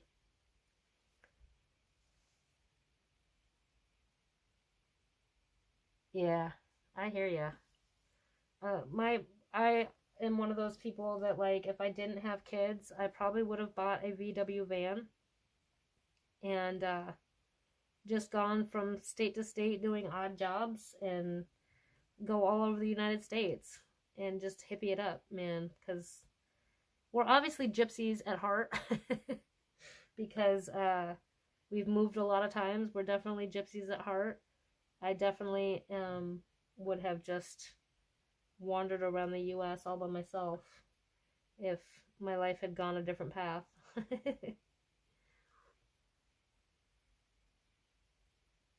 Yeah, he's a good kid. He's a good kid. I'm very grateful that he has come around and settled, I guess. It was a rough start, but we're getting somewhere. He's a good kid. He keeps me going, that's for sure. And if I'm having an extra bad day, he does extra chores, you know. So once in a while I try to do his extra chores. Like, he gets migraines a lot, which I used to get also at his age, like every other day. So if he's got a migraine, I'll take out the trash or do some of his chores for him, empty the dishwasher. It all evens out. We take care of each other.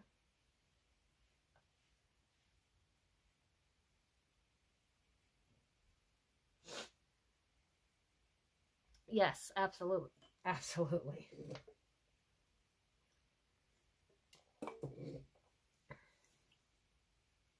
Especially since my husband's on the go a lot. He's usually, you know, he's working overtime, and then he does stuff outside of the house that he's always gone for. So he's gone quite a bit. So it's usually just me, my son, and the pets here, which is fine. I don't mind it a bit. I think guys need their own thing outside of the house that they do with their guy friends and to just be dudes.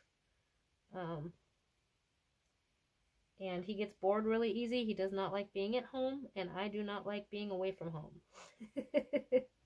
So he has his thing that he goes and does and keeps him happy, and I stay at home where I'm happy. And it works for me. It doesn't work for him as well, but it works for me. He wishes I was with him a lot, but...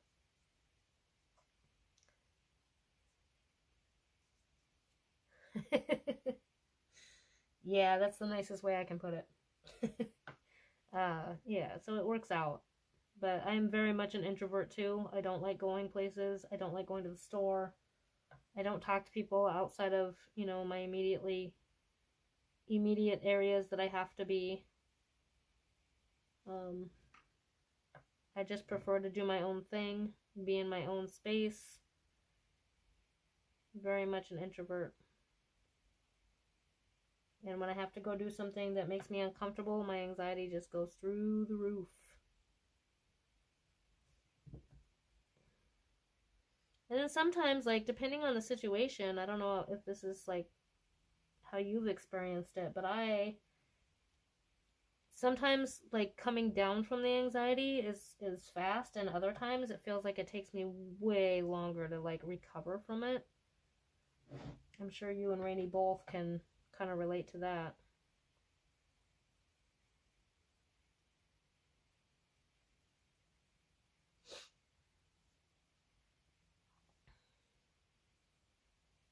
Yeah, definitely. Although at first it's probably more anxiety inducing than it will be once I'm used to it. I'm hoping anyway.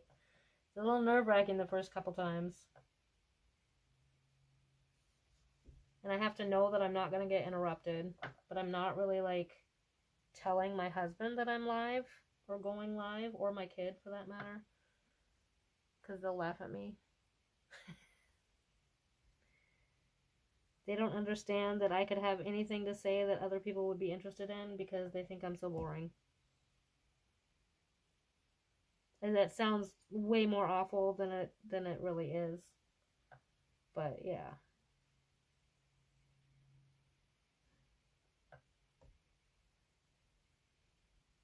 I do what makes me happy. And that's keeping my house orderly and doing art and stuff, playing on my phone, whatever the case is. I'd like to get back to writing more. I used to write a lot. I just don't have the patience for it anymore.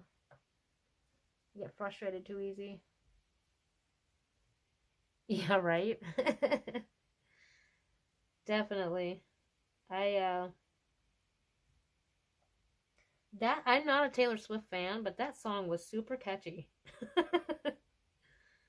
It really was. Just like that freaking Justin Bieber song. You mentioned it the other day. Oh, Despacito? Espacito? Whatever it was. Not a fan of him, but boy, that song was catchy. Till they overplayed it.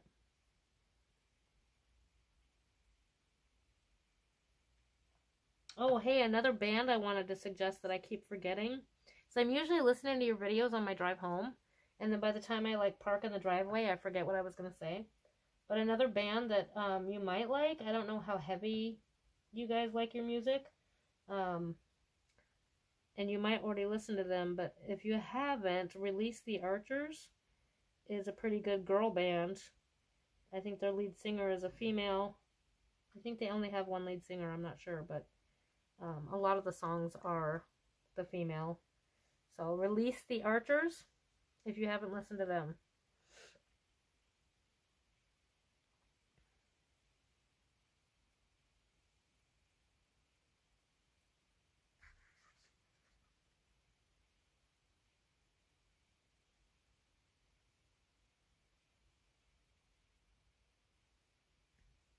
Yeah, I used to write poetry too. RYTR, a writing tool. Is it like an app or is it like a physical tool?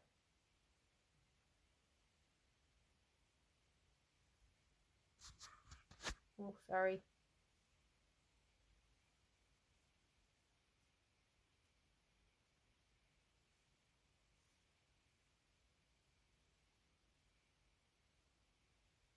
A website. Okay. RYTR. Where's my notepad? There it is. Found it. Also, I figured out why that other live didn't have any sound. When I open Streamlabs, it keeps defaulting to having the mute on for some reason. So, yeah. Now I need a pen. Brain. Squirrel!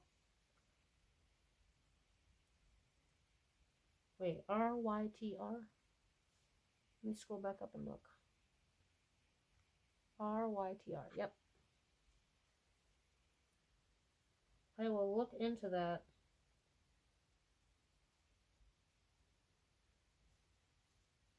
Got it.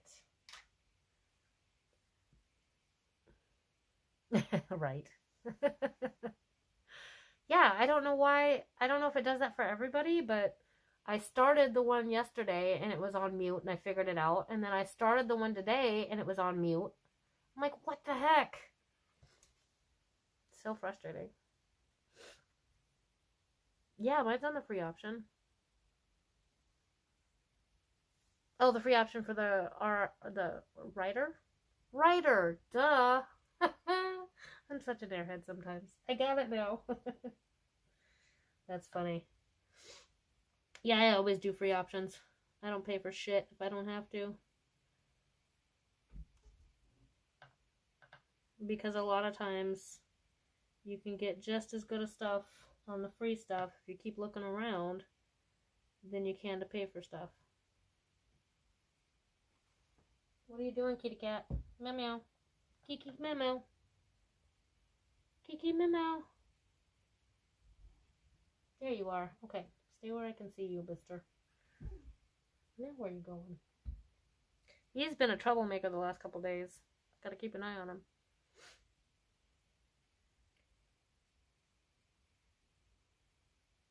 It's so weird to like have people real time conversating. That's definitely different about the live. So I can actually respond to the comments like right away. It's kind of cool.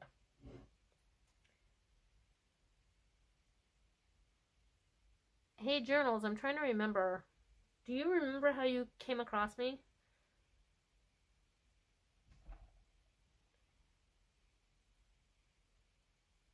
For sure. Thank you. Appreciate you coming.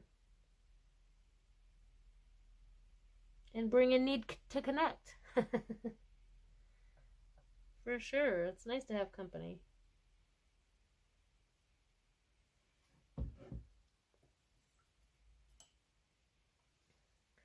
I was going to quit at 2 hours, but now I'm at 2 hours and 11 minutes.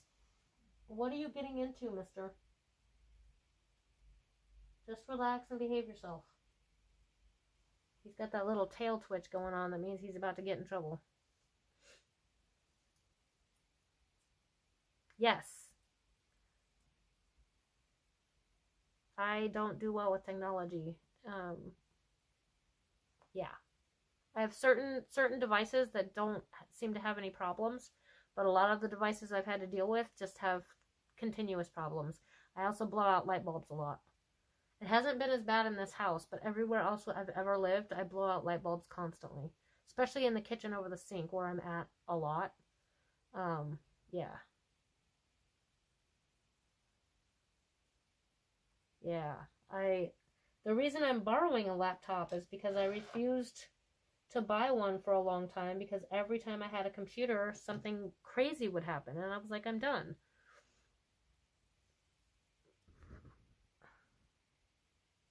Oh, okay. Good to know, journals. And so I finally was like, okay, well, me and computers just don't get along. And then I finally broke down and bought one at a pawn shop because I wanted to write a book. And I didn't end up writing the book. I just kept playing on RuneScape. And my space bar broke and my charger port broke. So I took it to a coworker I was working with at the time to fix it, and I never got it back. So I haven't had a laptop in a while, and then my other coworker lent me his, and I've had that for 8 months? 7 months? Something like that, maybe longer.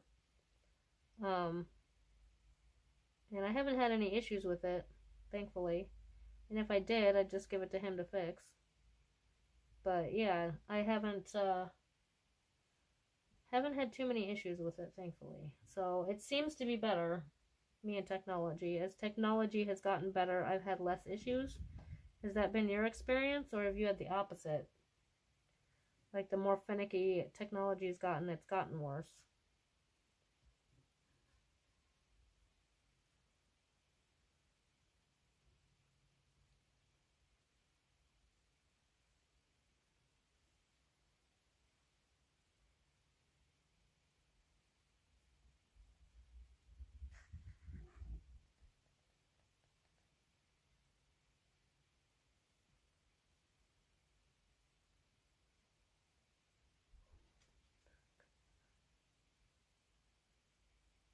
Huh.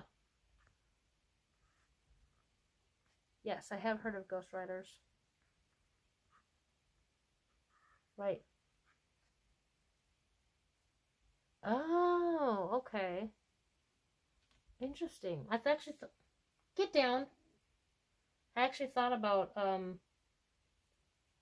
having so like I have a pre-written book, but or part of a pre-written book, and I thought that maybe once I was like had it all written down or put into print, I guess you could say, that I would then have a ghostwriter put it all together, basically, because the struggle I was having was that it all seemed really disjointed, and then I got overwhelmed. So I thought, well, maybe I'll just get all the information on paper per se, and then have a ghostwriter kind of put it together and fill in the blanks. But haven't had time to work on that project in a while, so.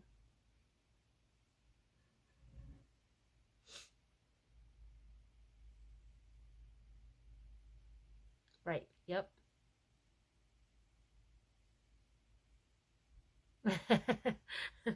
Yeah, he's awesome.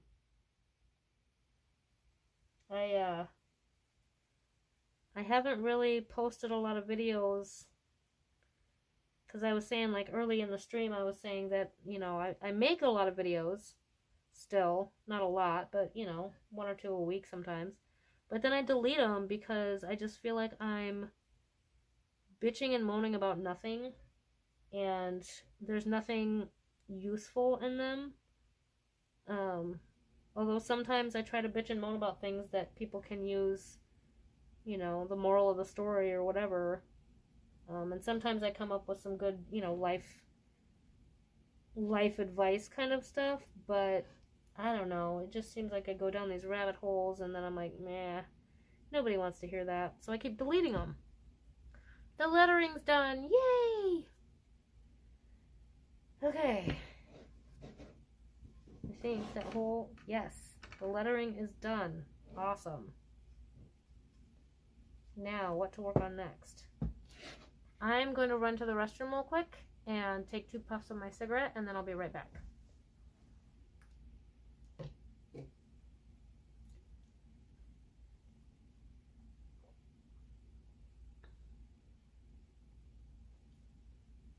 Right?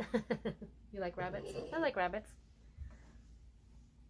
Hello, kitty mama. What's on your head, buddy? What is that? The scab? You got little scabbies on your head, buddy? Yeah. Mama, kitty mama. Alright, I'll be back.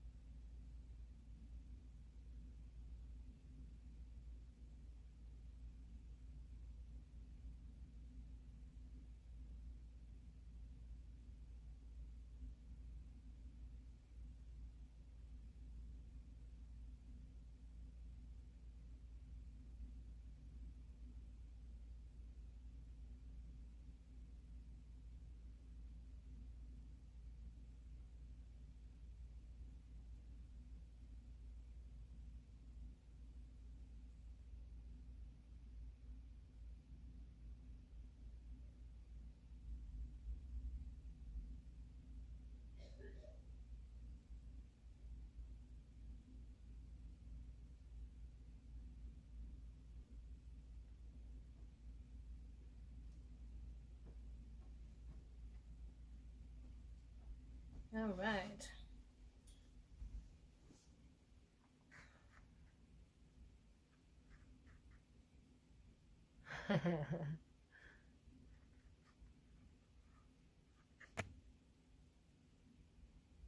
You know, I used to hate SpongeBob.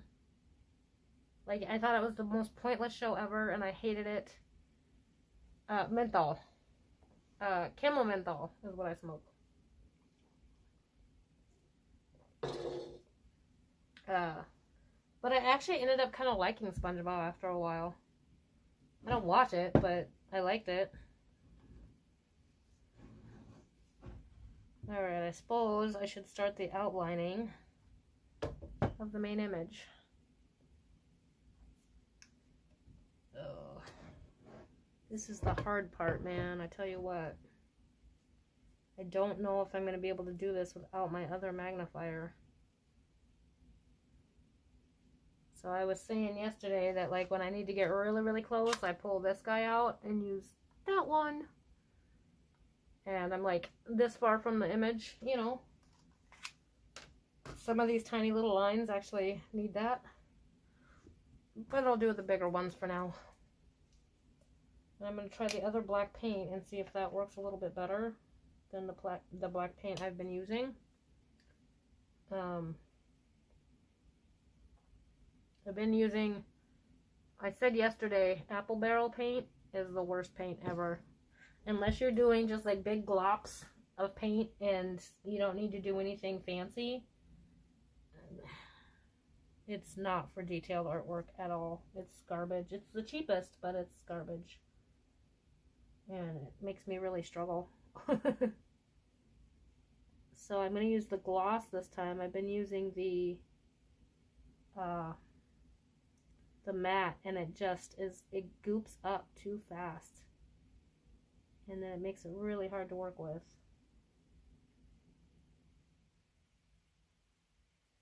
And these lines are so tiny. I'm like outlining the picture, and then I go in and fill it in. I learned on the last one I did the fill in and then I did the outline, and that did not work out very well at all. So I'm going back to the way I've been doing it, which is outline it first and then fill it in. That seems to work a lot better.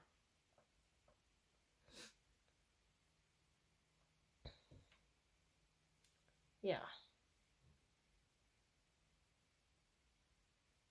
Yes, it does have the crushable ball, and I smoke it crushed. I think last I knew, my husband didn't crush it. He said it was too strong, but I don't know if he still doesn't crush it or not.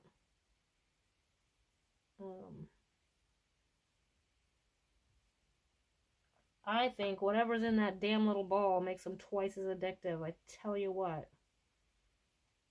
Because I can't smoke any other brand. Especially since the little ball got added. And once in a while, when I'm able to, I will roll my own. But I still keep a pack of Camels. So what I was doing, because sometimes rollies can be a little iffy. Like the cherry falls out and shit if you didn't pack it right. And I'm already kind of clumsy in a vehicle with cigarettes. So I would smoke the Camels when I'm driving, and then smoke the rollies once I was at work or once I was at home. And that way I had more control over what the cherry was doing.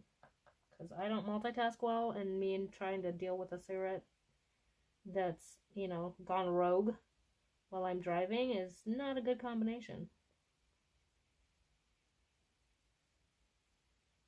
So I found. End up with burnt jeans and burnt seats and burnt roof liners and all kinds of stuff. Burnt floorboards. Excuse me. Oh, 1 second. Leave my clothespin alone, mister.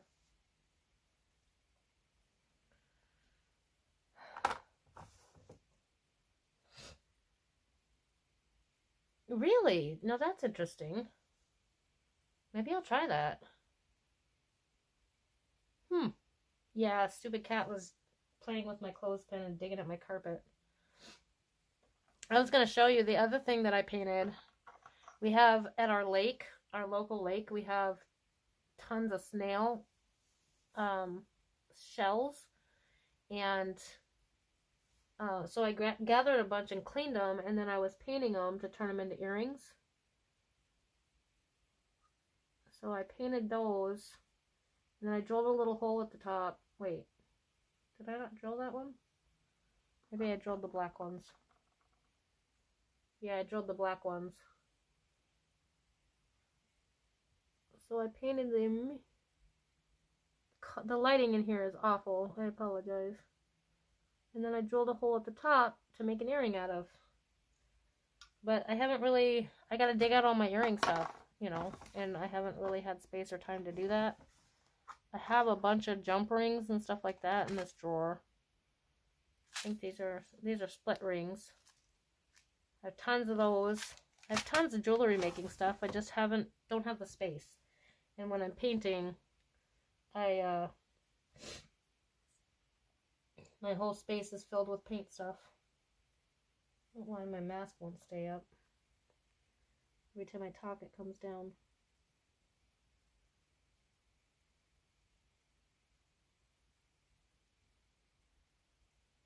So yeah, there's a lot of little techniques that when you're doing really fine detail like this, like when I first put the paint on the brush, I first lay it down in a larger area and then drag it to the smaller area. And then earlier I was talking about like you have to like, you end up kind of knowing the behavior of your brushes. And when you have to change brushes, it makes it very difficult. So you have to learn a new brush. And this brush is kind of wearing out, so it kind of cooperates and then it doesn't. And right now it's not cooperating for these tiny little lines I need to be doing. So I'm working in the slightly bigger areas at the moment until it decides to behave itself again.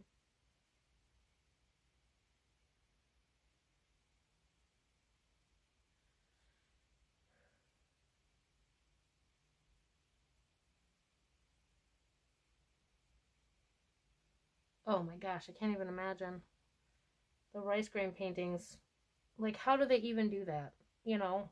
And the videos I've seen of it, it's not like they're using one-stranded brushes. I don't, freaking mind-boggling. You would need a super powerful microscope to paint on those. I used to work somewhere where they had, I literally looked through a microscope all day. And I know they got rid of their old ones, and I really wanted to grab one, but I didn't get a chance to. And then I had a coworker who had one, and he said I could have his old one, but for whatever reason, we never like made it happen. I should get a hold of him for that. Although I would feel guilty now because we never talk otherwise. We worked together for 5 years, and now we don't talk at all.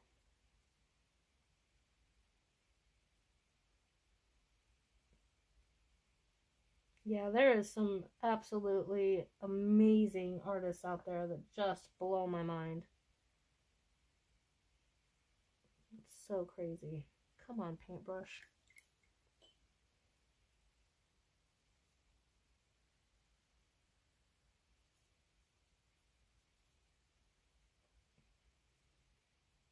It looks like even this paint is starting to glob up pretty quick. Maybe I just need to thin it out more. I don't know yet. Maybe black paint is just a pain in the ass. Maybe that's all it is. Black paint is just different. Ugh, that looks like crap. Shoot.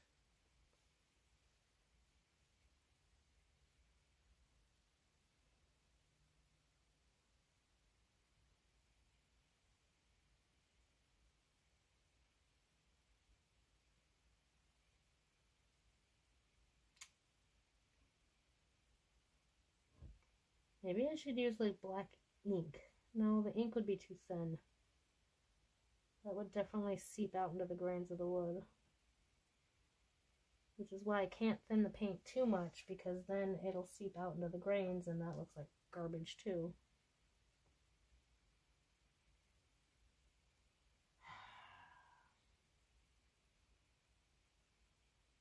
Frustrating, frustrating. So very frustrating.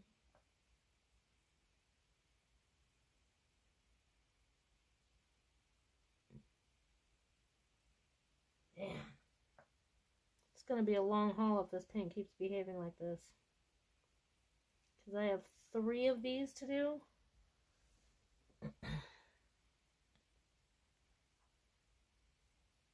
Right. Expensive equipment. I would imagine. See those pink color?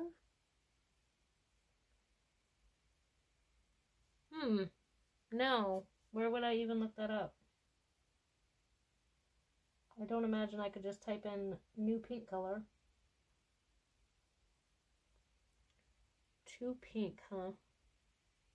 Like a bubblegum pink? I'm not a fan of bubblegum pink. I feel like that's too pink for me. I like soft shades of pink usually. And I don't really have any good pink paint colors. I have a fuchsia that I really like, but it's got like the metallic tones to it, so you can't really use it on everything. But let's see if I can get it. Yeah, that's too bright. Too bright. It's hard to see. You can kind of see it. It's a pretty bright fuchsia. And then I have a baby pink. It's just like your standard light pink. These are the only pinks I have, really. Yeah. I don't have a lot of pink for some reason. Oh, let me put that back down so it's not blaring in my face.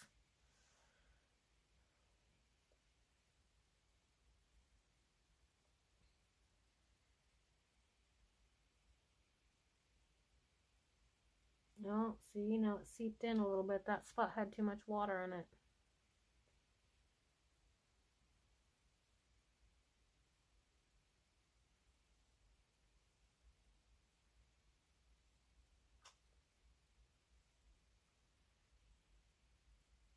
Shit. Let's see, and this project is raw wood. So if I make a mistake, it just soaks right into the grains. Whereas the already like clear coated ones, I can just wipe it right off. But we kind of wanted to do the raw wood on this one. And then clear coat it after. But boy, does it make it harder to paint. Because I have to be so much more careful.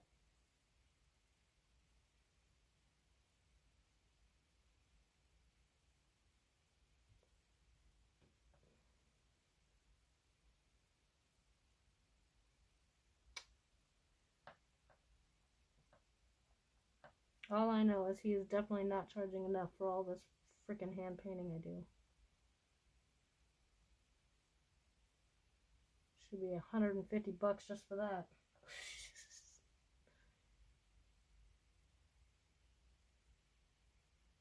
I don't think he's charging $150 period total.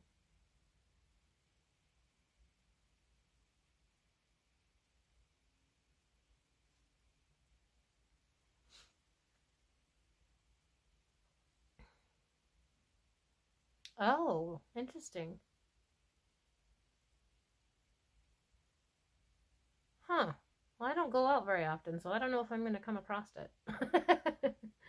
I don't go to stores, and if I go to the store, I go for what I went for, like food or whatever, and then I leave. I don't shop at all, and I don't just like go out and about.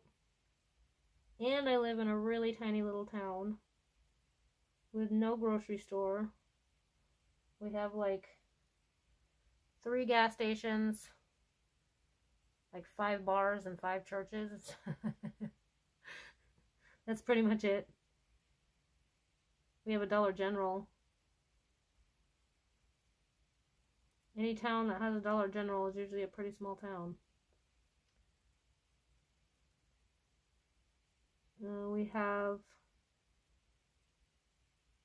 a couple places to eat. Like one of the bars is a VFW, so you can eat at the VFW. And then there was a bowling alley bar restaurant, but apparently they took the bowling alley out, I heard, which is really sad because it's not like there's a whole lot to do in town for the kids.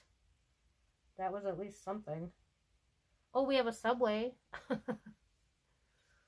Yeah, it's a tiny town. It's like an hour anywhere.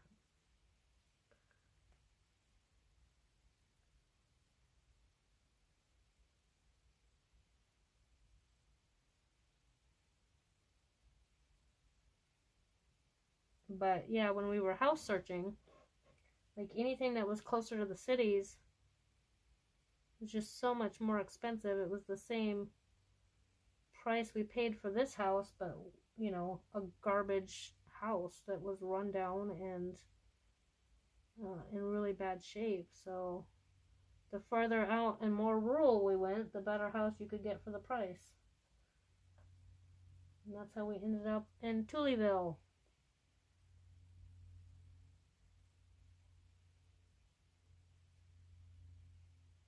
Too much water again.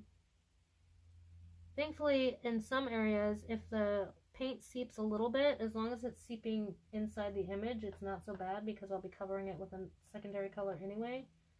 It's when it seeps to the outside that it's really bad because I can't do anything with it.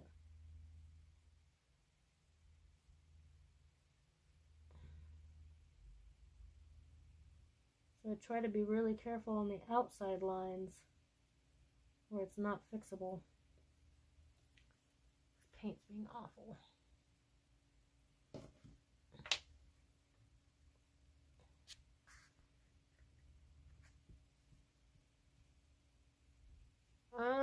Yeah, I think we're at, trying to think, I think 2,300 something, if I remember right. So yeah, a little bit bigger than yours. We have a lot of towns that small nearby, though.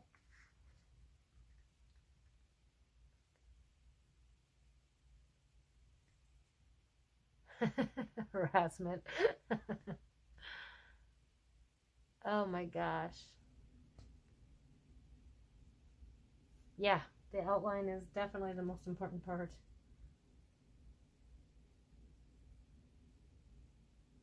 Stressful. I wish it could go faster, but in order for it to be good, I gotta be slow and take my time.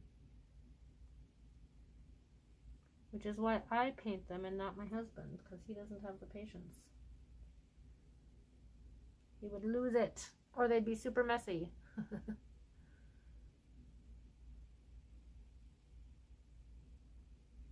That would be funny. But I think you're in Missouri, aren't you?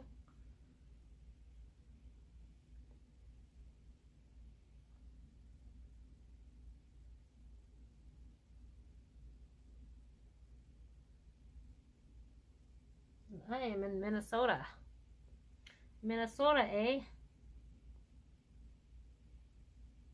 Don't you know? Oh, that spot really seeped.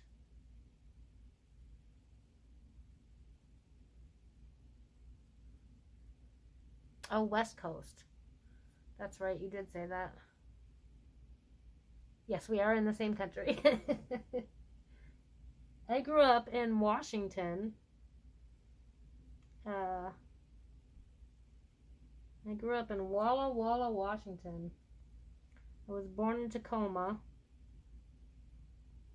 And I went to the Oregon coast as a kid a lot. And I've been up and down the California coast, I don't know, 4 or 5 times, maybe more, for different things. I'm semi-familiar with the West Coast. My husband's from California. He grew up in, I think, Santa Monica. I want to say Santa Monica, but I can never keep them straight. I don't know California like that.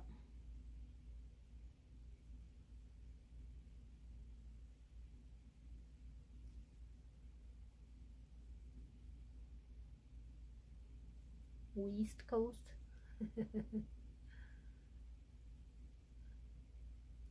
Yeah.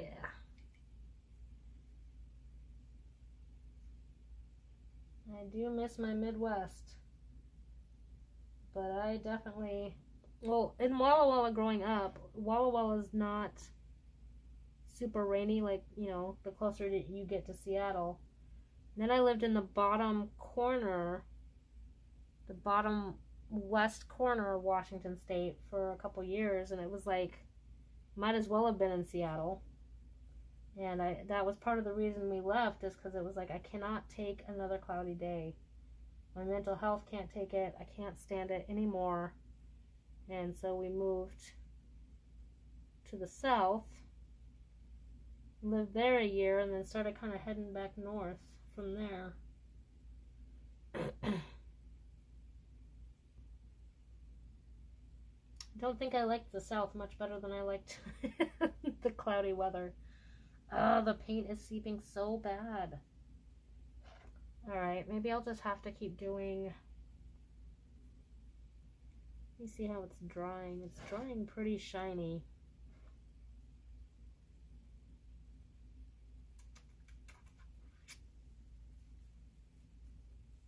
I'll have to keep doing small dots and just keeping them, trying to use them up before they dry out. I think that's my best bet. So if I add too much water, it's just seeping everywhere. And that's way worse. No seepage.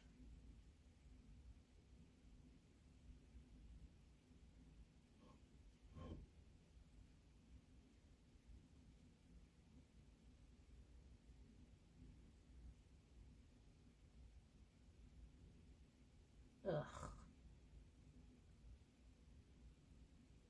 I also have to remind myself that a lot of these details are not going to be, nobody's going to be looking at it as closely as I am while I'm painting it. So, you know, what I think is imperfections, most people aren't even going to notice. The lives, this is like my third one maybe, fourth one maybe. I thought, you know, that you had to have the 1,000 subscribers and the 4,000 watch hours or whatever it is to go live on YouTube. Oh, I just dropped my paintbrush. Actually, I flung my paintbrush. Give me a second. Where'd it go? Shoot.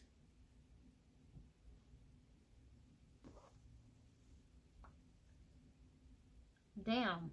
I kind of need that paintbrush. Where the heck did it go?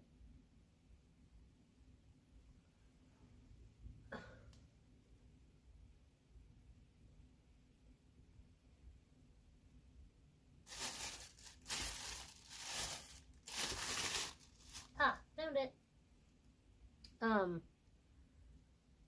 Yeah, so I started making videos several years ago because I was gonna, you know, do the thing and get monetized and all that other shit.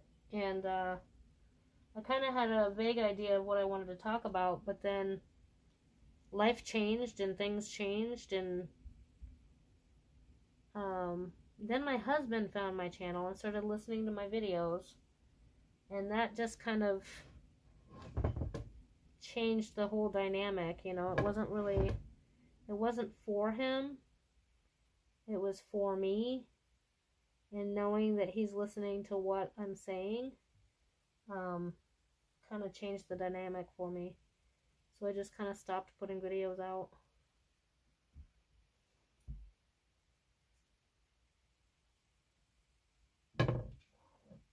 Right? It went under my chair and I did not see it at first.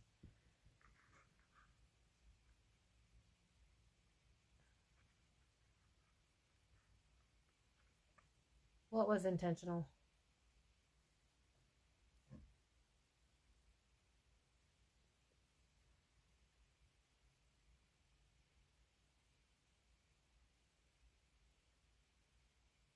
And most of my subscribers have actually come from the coin community. So I collect coins as well, and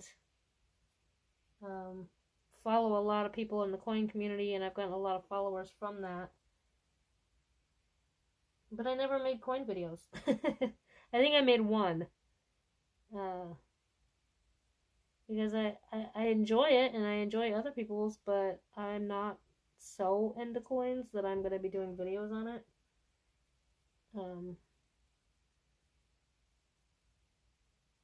But yeah, met a lot of people through there, really nice people. The coin community is awesome. Good people.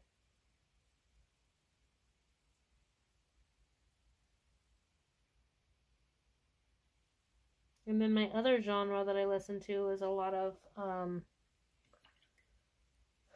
I don't even know what to call it, really.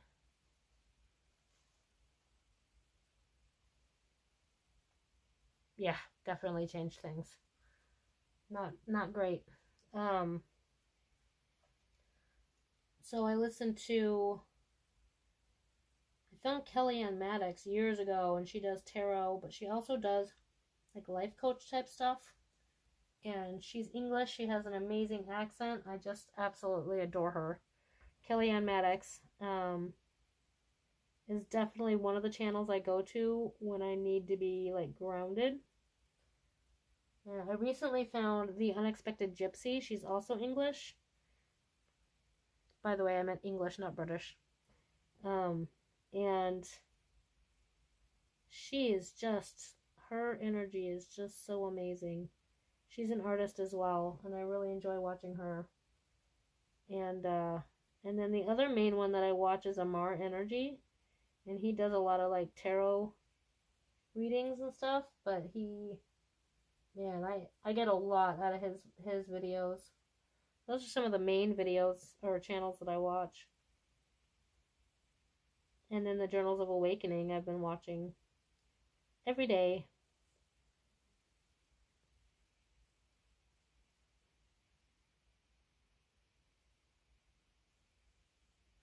Gosh. I take comfort that once I fill in, this outline is not going to look so crappy. Because it looks so bad right now, I feel like.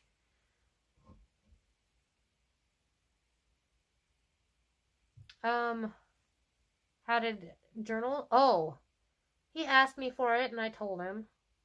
Because I'm not, like, I didn't have the guts to be like, I don't want you to watch my stuff. And I kind of made it clear that I didn't. But he was like, no, it'll be fine. Come on. And I gave in to peer pressure. Unfortunately.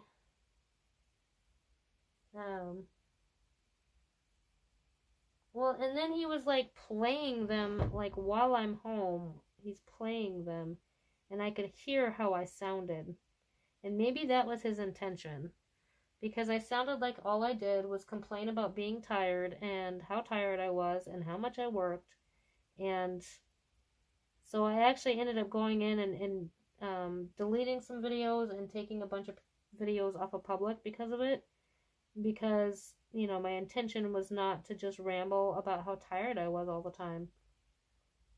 But it also made me feel like, what else do I have to talk about? So, yeah, I'm very into, I would like to do a lot more dietary stuff because I think that people's diets are a huge part of the health problems that a lot of people experience, mental and physical. I believe that very strongly. But, I would have to be able to dedicate a lot more time to make it a channel that was worth watching on that topic.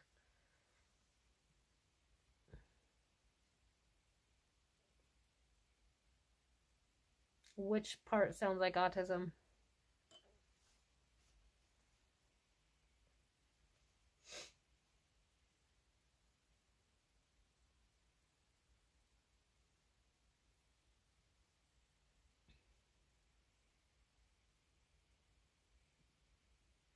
Yeah, I'm pretty sure I'm on the spectrum. I'm not going to do the formal testing because it costs too much money and it takes too much time. But yeah, I'm pretty sure I'm on the spectrum. At least to some degree.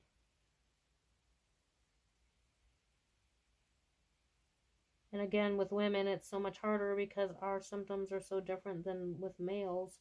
And I know male symptoms, inside and out from studying it so much when, I was trying to figure out what was going on with my kid.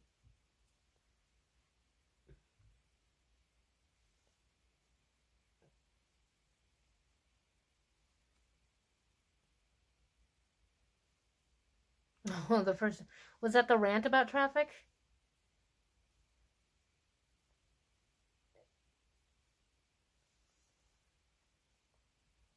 Yeah. I try to explain to my husband that you would be surprised what people will watch, It doesn't have to be like a fancy choreographed TV show, you know? People just hang out and talk about life and work through life things with each other, and that's okay. You know, just talking about how to make it through the daily struggles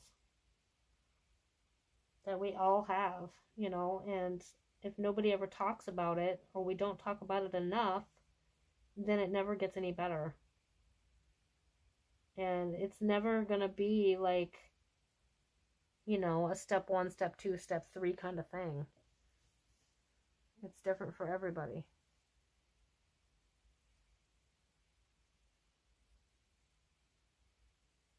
Yeah. Yeah. I used to only do videos while I was driving.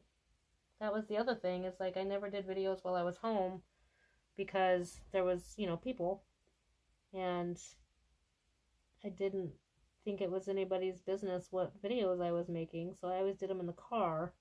But then you have all the car noises, you know, going on.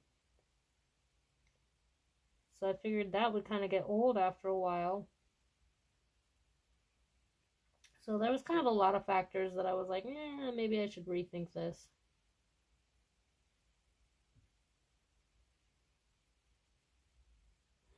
And then I started the anti-inflammatory thing.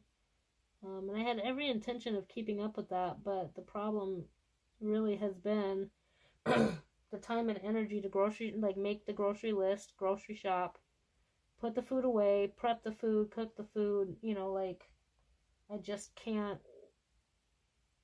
I can't find the time for it amongst the other things and trying to get downtime and rest and recuperate.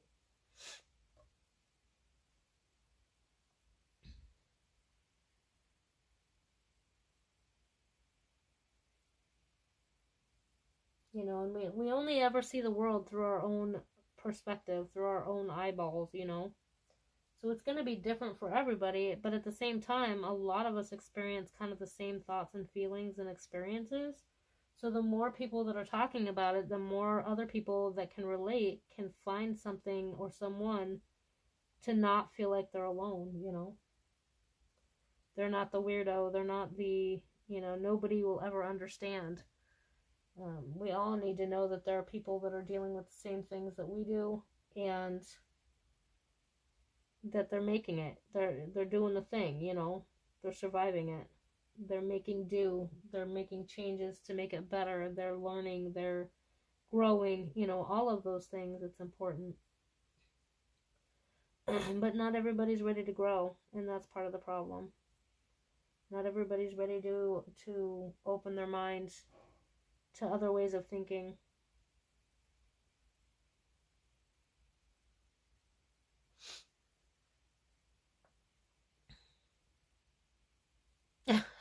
Well, thank you. I appreciate it. I am definitely a unique human being. I have come to figure that out. I am not, um, I am not your average person, especially for a female. Um,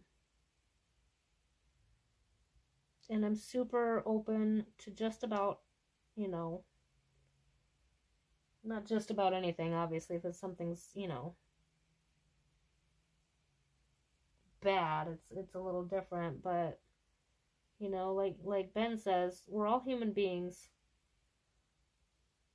and I don't care what color you are. I don't care, you know, what your sexual orientation is.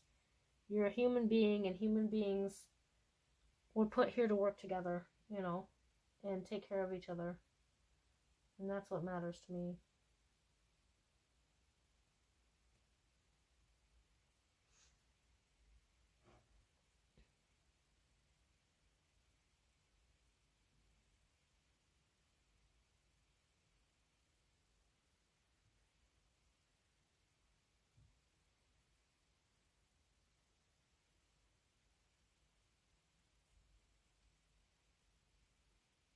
These lines are going a little bit better, but I'm kind of taking a different approach. So it's working out just slightly better.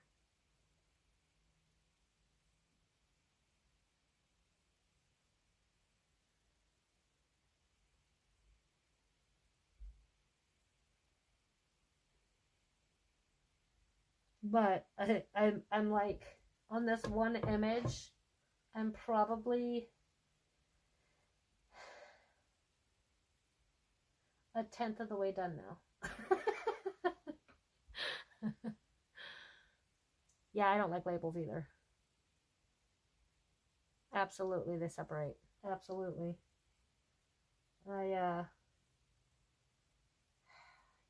It's like one of my coworkers I used to work with, when somebody new would start, she would automatically find like something, did you see the way their pants are so tight? Did you see their hair? There was always something. And I'm like, why do you have to label everybody by something that you see? You don't know them, and you're already judging them based on what you're seeing. How does that make any sense? And then she would turn around and say that she loves everybody. And it's like, no, you don't. You judge everybody. It was so frustrating. Like, don't point out to me what somebody's wearing, because I don't care. It doesn't change anything about how I view them, because I view them as a human being that's worth getting to know.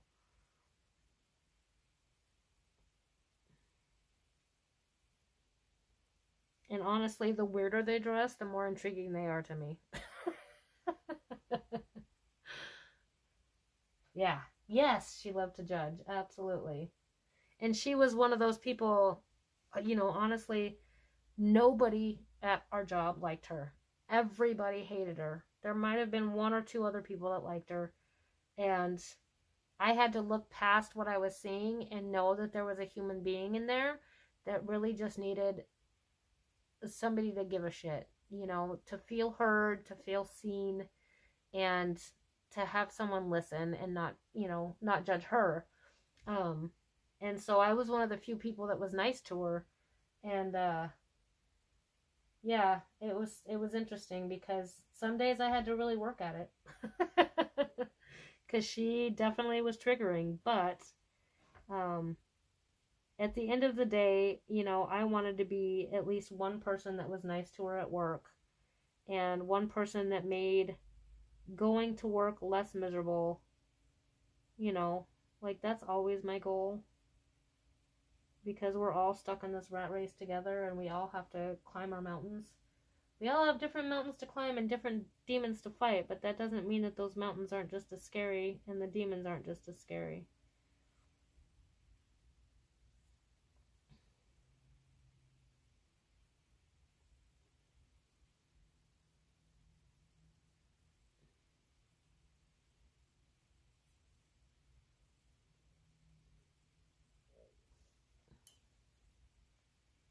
Yeah, she was a character and a half, let me tell you. Every time it would come up to like her being in trouble, she would threaten to sue them, so they didn't fire her for like the longest time. Because they were scared she was gonna sue them, and I even told them, I'm like, she has no money to sue anybody. She's not suing anybody. I promise you. But apparently one day somebody said they smelled weed on her, and the way the situation played out, of her not wanting to go in the vehicle with her boss to get the pee test, they considered it a refusal and fired her on the spot. And a lot of people were happy.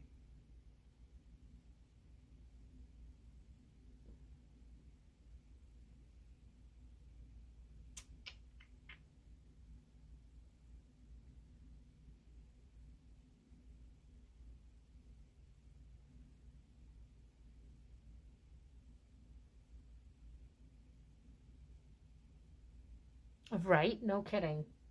Seriously. She couldn't even freaking buy groceries. She wasn't going to be suing anybody.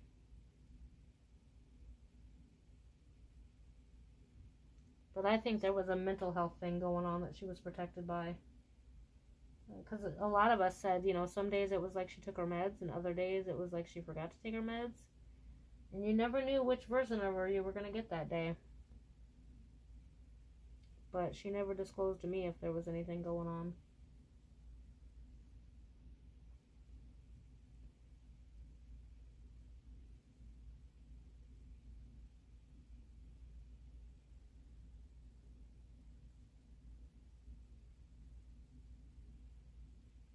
And she definitely thrived on drama. She would create drama because if she didn't have drama going on, then she didn't feel like anybody was seeing her, you know? It was sad.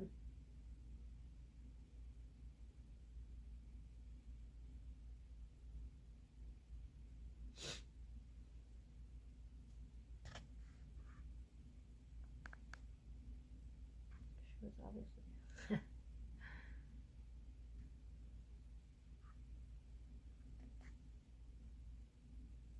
Yes, absolutely, I think she was. Yeah, and she tried to play it off that she didn't smoke weed, but then other times she would make comments that it sounded like she did. Her son, you know, she would tell me about her son smoking weed all the time, but then acted like she didn't. So she was claiming that she smelled like weed because she had been at her son's house, which is probably true. Um, and I understand why she didn't like the boss that she didn't want to ride with, but if you're about to lose your job of 3 years over that, just freaking get in the car. You know? It's an hour of your life. But, you know, she likes to go out in a big way, so I think that was part of it too, because she literally walked out the door cussing and screaming and calling names. Yeah, well, her son did have mental health issues that I know of, which is why I think she also had those, because they're usually genetic. And I think hers was just less severe than his. He wasn't able to work. But yeah, she used him as an excuse a lot.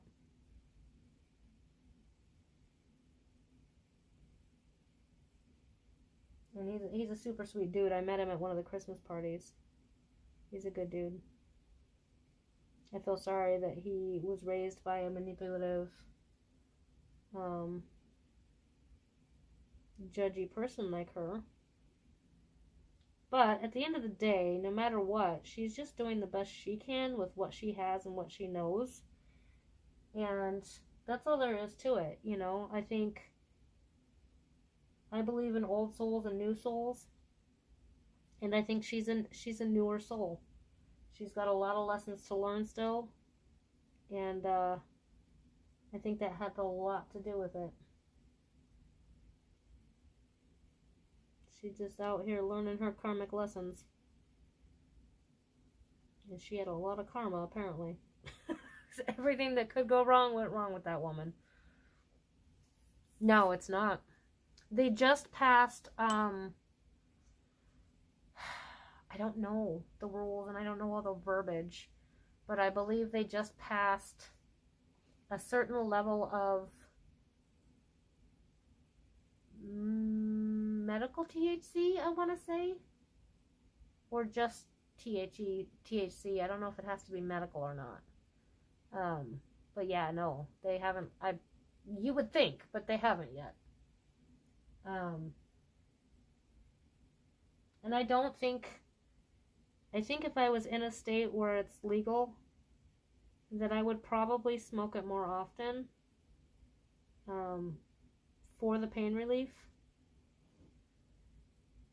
But being in a state where it's not legal, it's just, although at my job, it doesn't matter if it's legal or not, it's a fireable offense for them, and they P-test for everything. They have P-tested for a sliver. We work with big, huge machinery. They make telephone poles, not telephone poles, light poles. Like when you're driving down the freeway, the big, huge poles with the lights, we make those. For cities, towns, highways, whatever. Some of them are like 40 foot. Some of them are so big I could fit like 5 of me inside of it. We make all sizes, but you're talking bases that are 2 inches thick and, you know, 1.5 foot wide, base plates, you know, and a lot of heavy metal, a lot of huge machinery to bend that heavy metal and form it and cut it and whatever else they do. So everything that we do is so dangerous, really, that it will never be legal where I'm at my job, because it's just, what we do is too dangerous. There's forklifts everywhere. There's cranes moving all over. People moving poles, bundles of poles. It's just too dangerous. So even if it did become legal in the state, it would still be a no-no at my job. And if you, so like, put it this way, when I started last April, I fell on the ice on the parking lot and hit my head really hard. And they asked my supervisor the next morning why they didn't P-test me. He's like, because she fell on ice? Well, I didn't see any ice yesterday. He's like, no, it was icy last night. If you bump shelving with the forklift, you get P-tested. If something falls, you know, while you're moving something on the crane, or if you bump cranes, or if you pinch your finger, anything like that, they'll P-test.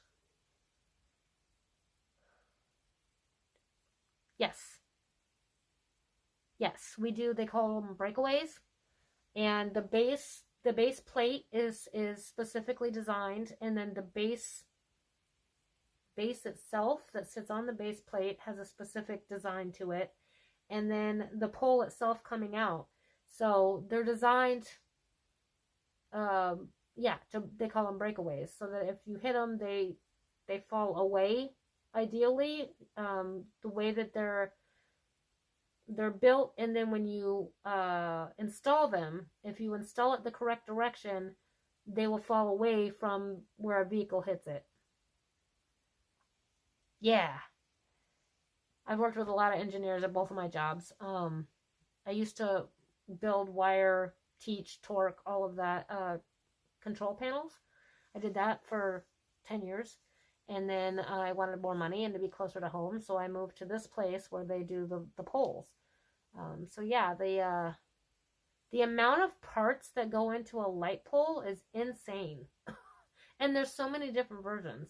There's ones with winches. We have one in our parking lot that's like, it looks like it's a mile high. It's so huge. And they have a big flag on it. And it literally is built so that the top can fit all the way down. It comes all the way to the ground to change the light bulbs. And then you turn it, you flip the switch and it takes it back up to full height. And they have all versions. We have like the biggest version of that, but they have all versions of those that they've been doing for some of the bigger poles, or some of the light poles that have multiple lights all the way around. Those are going to be high rises, and they're designed to be able to bring them all the way down, change the light bulb, and then put them back up, so that no humans have to be 150 feet in the air to change the lights.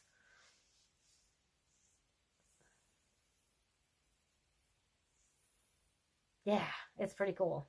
I had no idea there was so much variation in light poles. I was blown away. But they are also massive. So yeah, a lot of the contracts we have are state contracts, and city contracts, mostly state contracts. So you might drive past some of our poles, in fact, where you're at.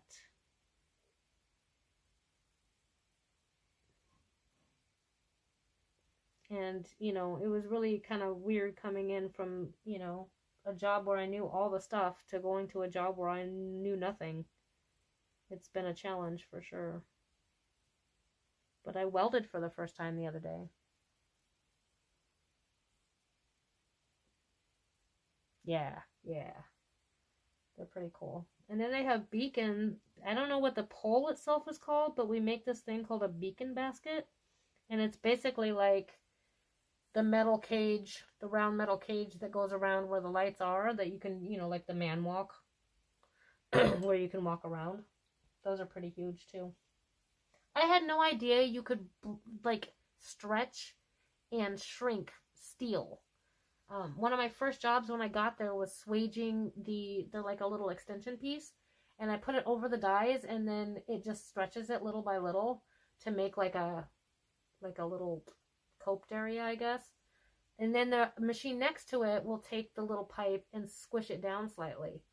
I didn't know you could do that, And then when I was on the other machine that cuts some of the big flat sheets that they roll into poles, that has a machine where we take the sheet of metal, clamp it down, and then they stretch the whole sheet, and it makes the coolest little like aching moaning sound that it's not happy to be stretched, but if we don't stretch it, then because it's coming off of coils, then it doesn't cut as nicely, and it has more trouble when they're doing the bends to make it round if they don't stretch it first.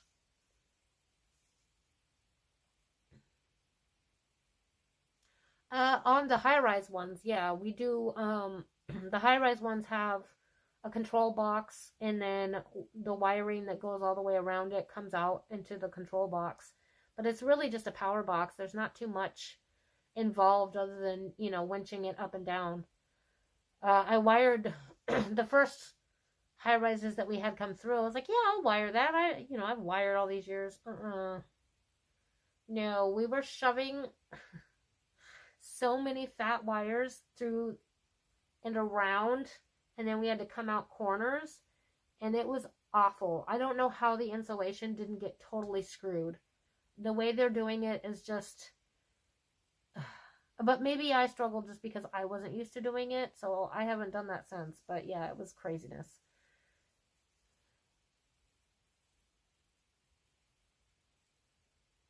What do you mean? Doors for cars? I've seen them make the seals for doors for cars. And my first panel shop, we actually made the robotic lines for Ford and Chrysler.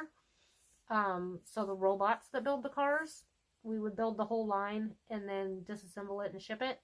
I worked in the control panel area, so we built the control panels that ran the robot cells.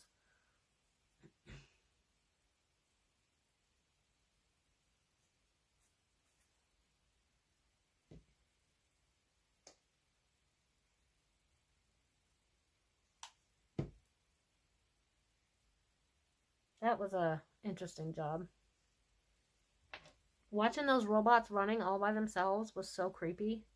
You'd go in the back of the building and it would be all dark and there'd be all these robots just moving around on their own. It was super creepy.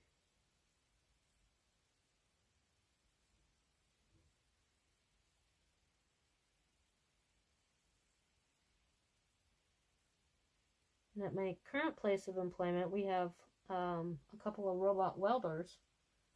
One's really old and one's newer. Those are pretty interesting.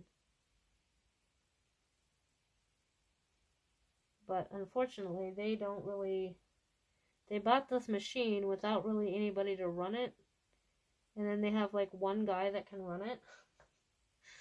And so he pretty much gets to do whatever he wants, because if he leaves, there's really nobody else that can run that robot.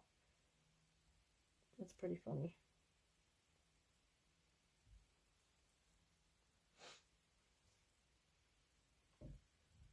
Basically pounded and stretched and rolled and stretched. Oh, no, I haven't seen how they do that. That sounds interesting. Omnidirectional wheels.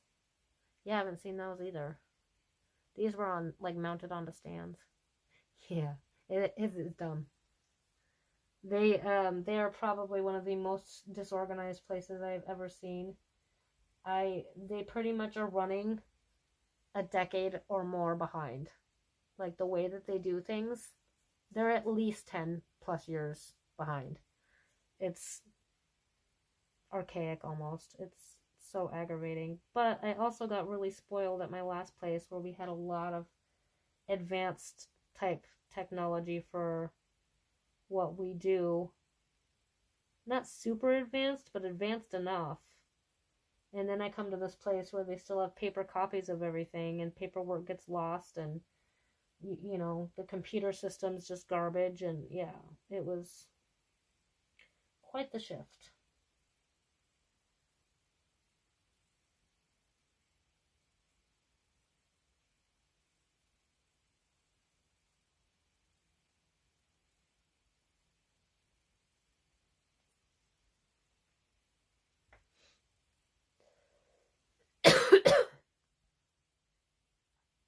Oh yeah, I bet. I often say I want one of those like AI robots with the little screen on it that can go to work for me, and I'll just buzz around the building from home. Because I'm just answering questions and looking stuff up anyway. You know, like I don't have to physically be there. Except I'm supposed to be a working lead. But I'm usually too busy helping everybody and running around getting tools and stuff and looking stuff up to actually do any work. But I have been trying to learn how to grind so that I can grind some of their stuff for them. And then I actually played with the welding the other day for the first time finally. And yeah, it's way more technical than I thought it was. But apparently, because I'm so used to being slow and steady with my painting, my welds came out pretty good for my first go round. Even though it's like really different.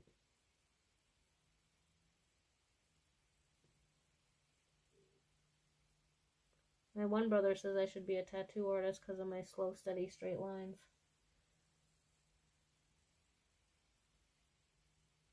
Problem is I don't handle blood well. So if they're a bleeder, I don't know how that would go over. Probably not well.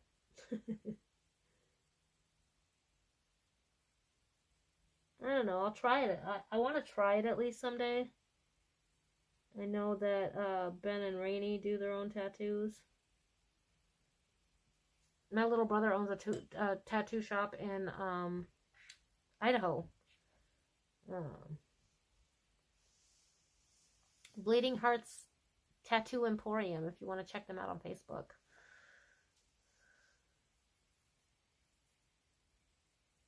Yes, it would get drug tested. That's so funny. If it bumped anybody's foot, it would probably get drug tested.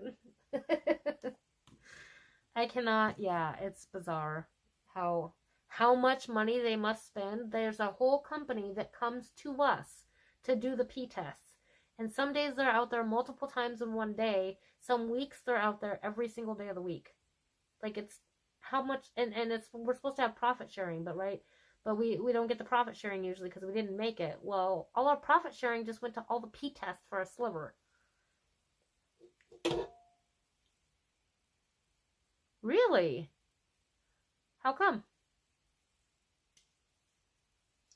Oh, is my soda gone? One little sip.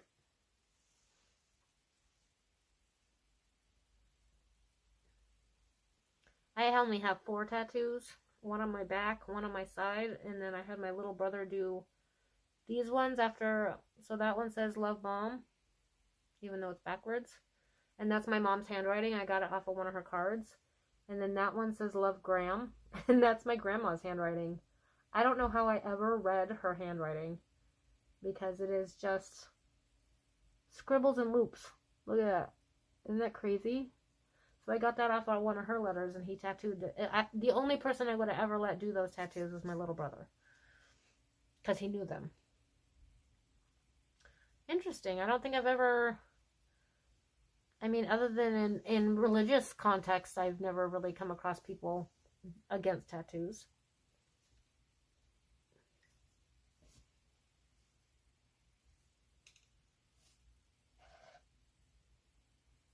I'm going to go grab 2 puffs of a cigarette, and I'll be right back. Where'd the cat go? Oh, there he is. Oh, he's so cute. Let me show you him all curled up. Hold on. Oh, knocked over paint. Kitty Momo. Hi, kitty. So cute. Alright. I know, I disturbed you. I'm sorry. I'll be right back. Let me put my paint stuff back too while I'm standing up. So I can close my door again. Not show my mess.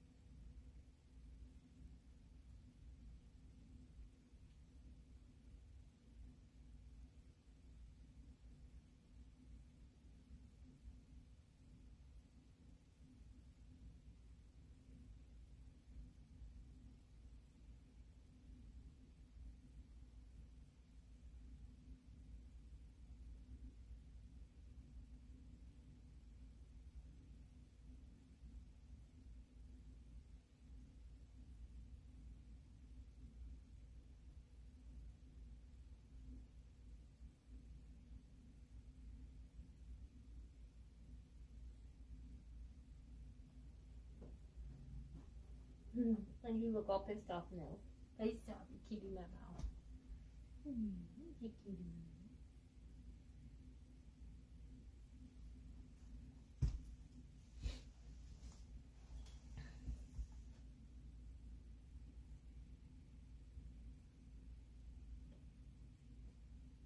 Yeah, practicing tattooing.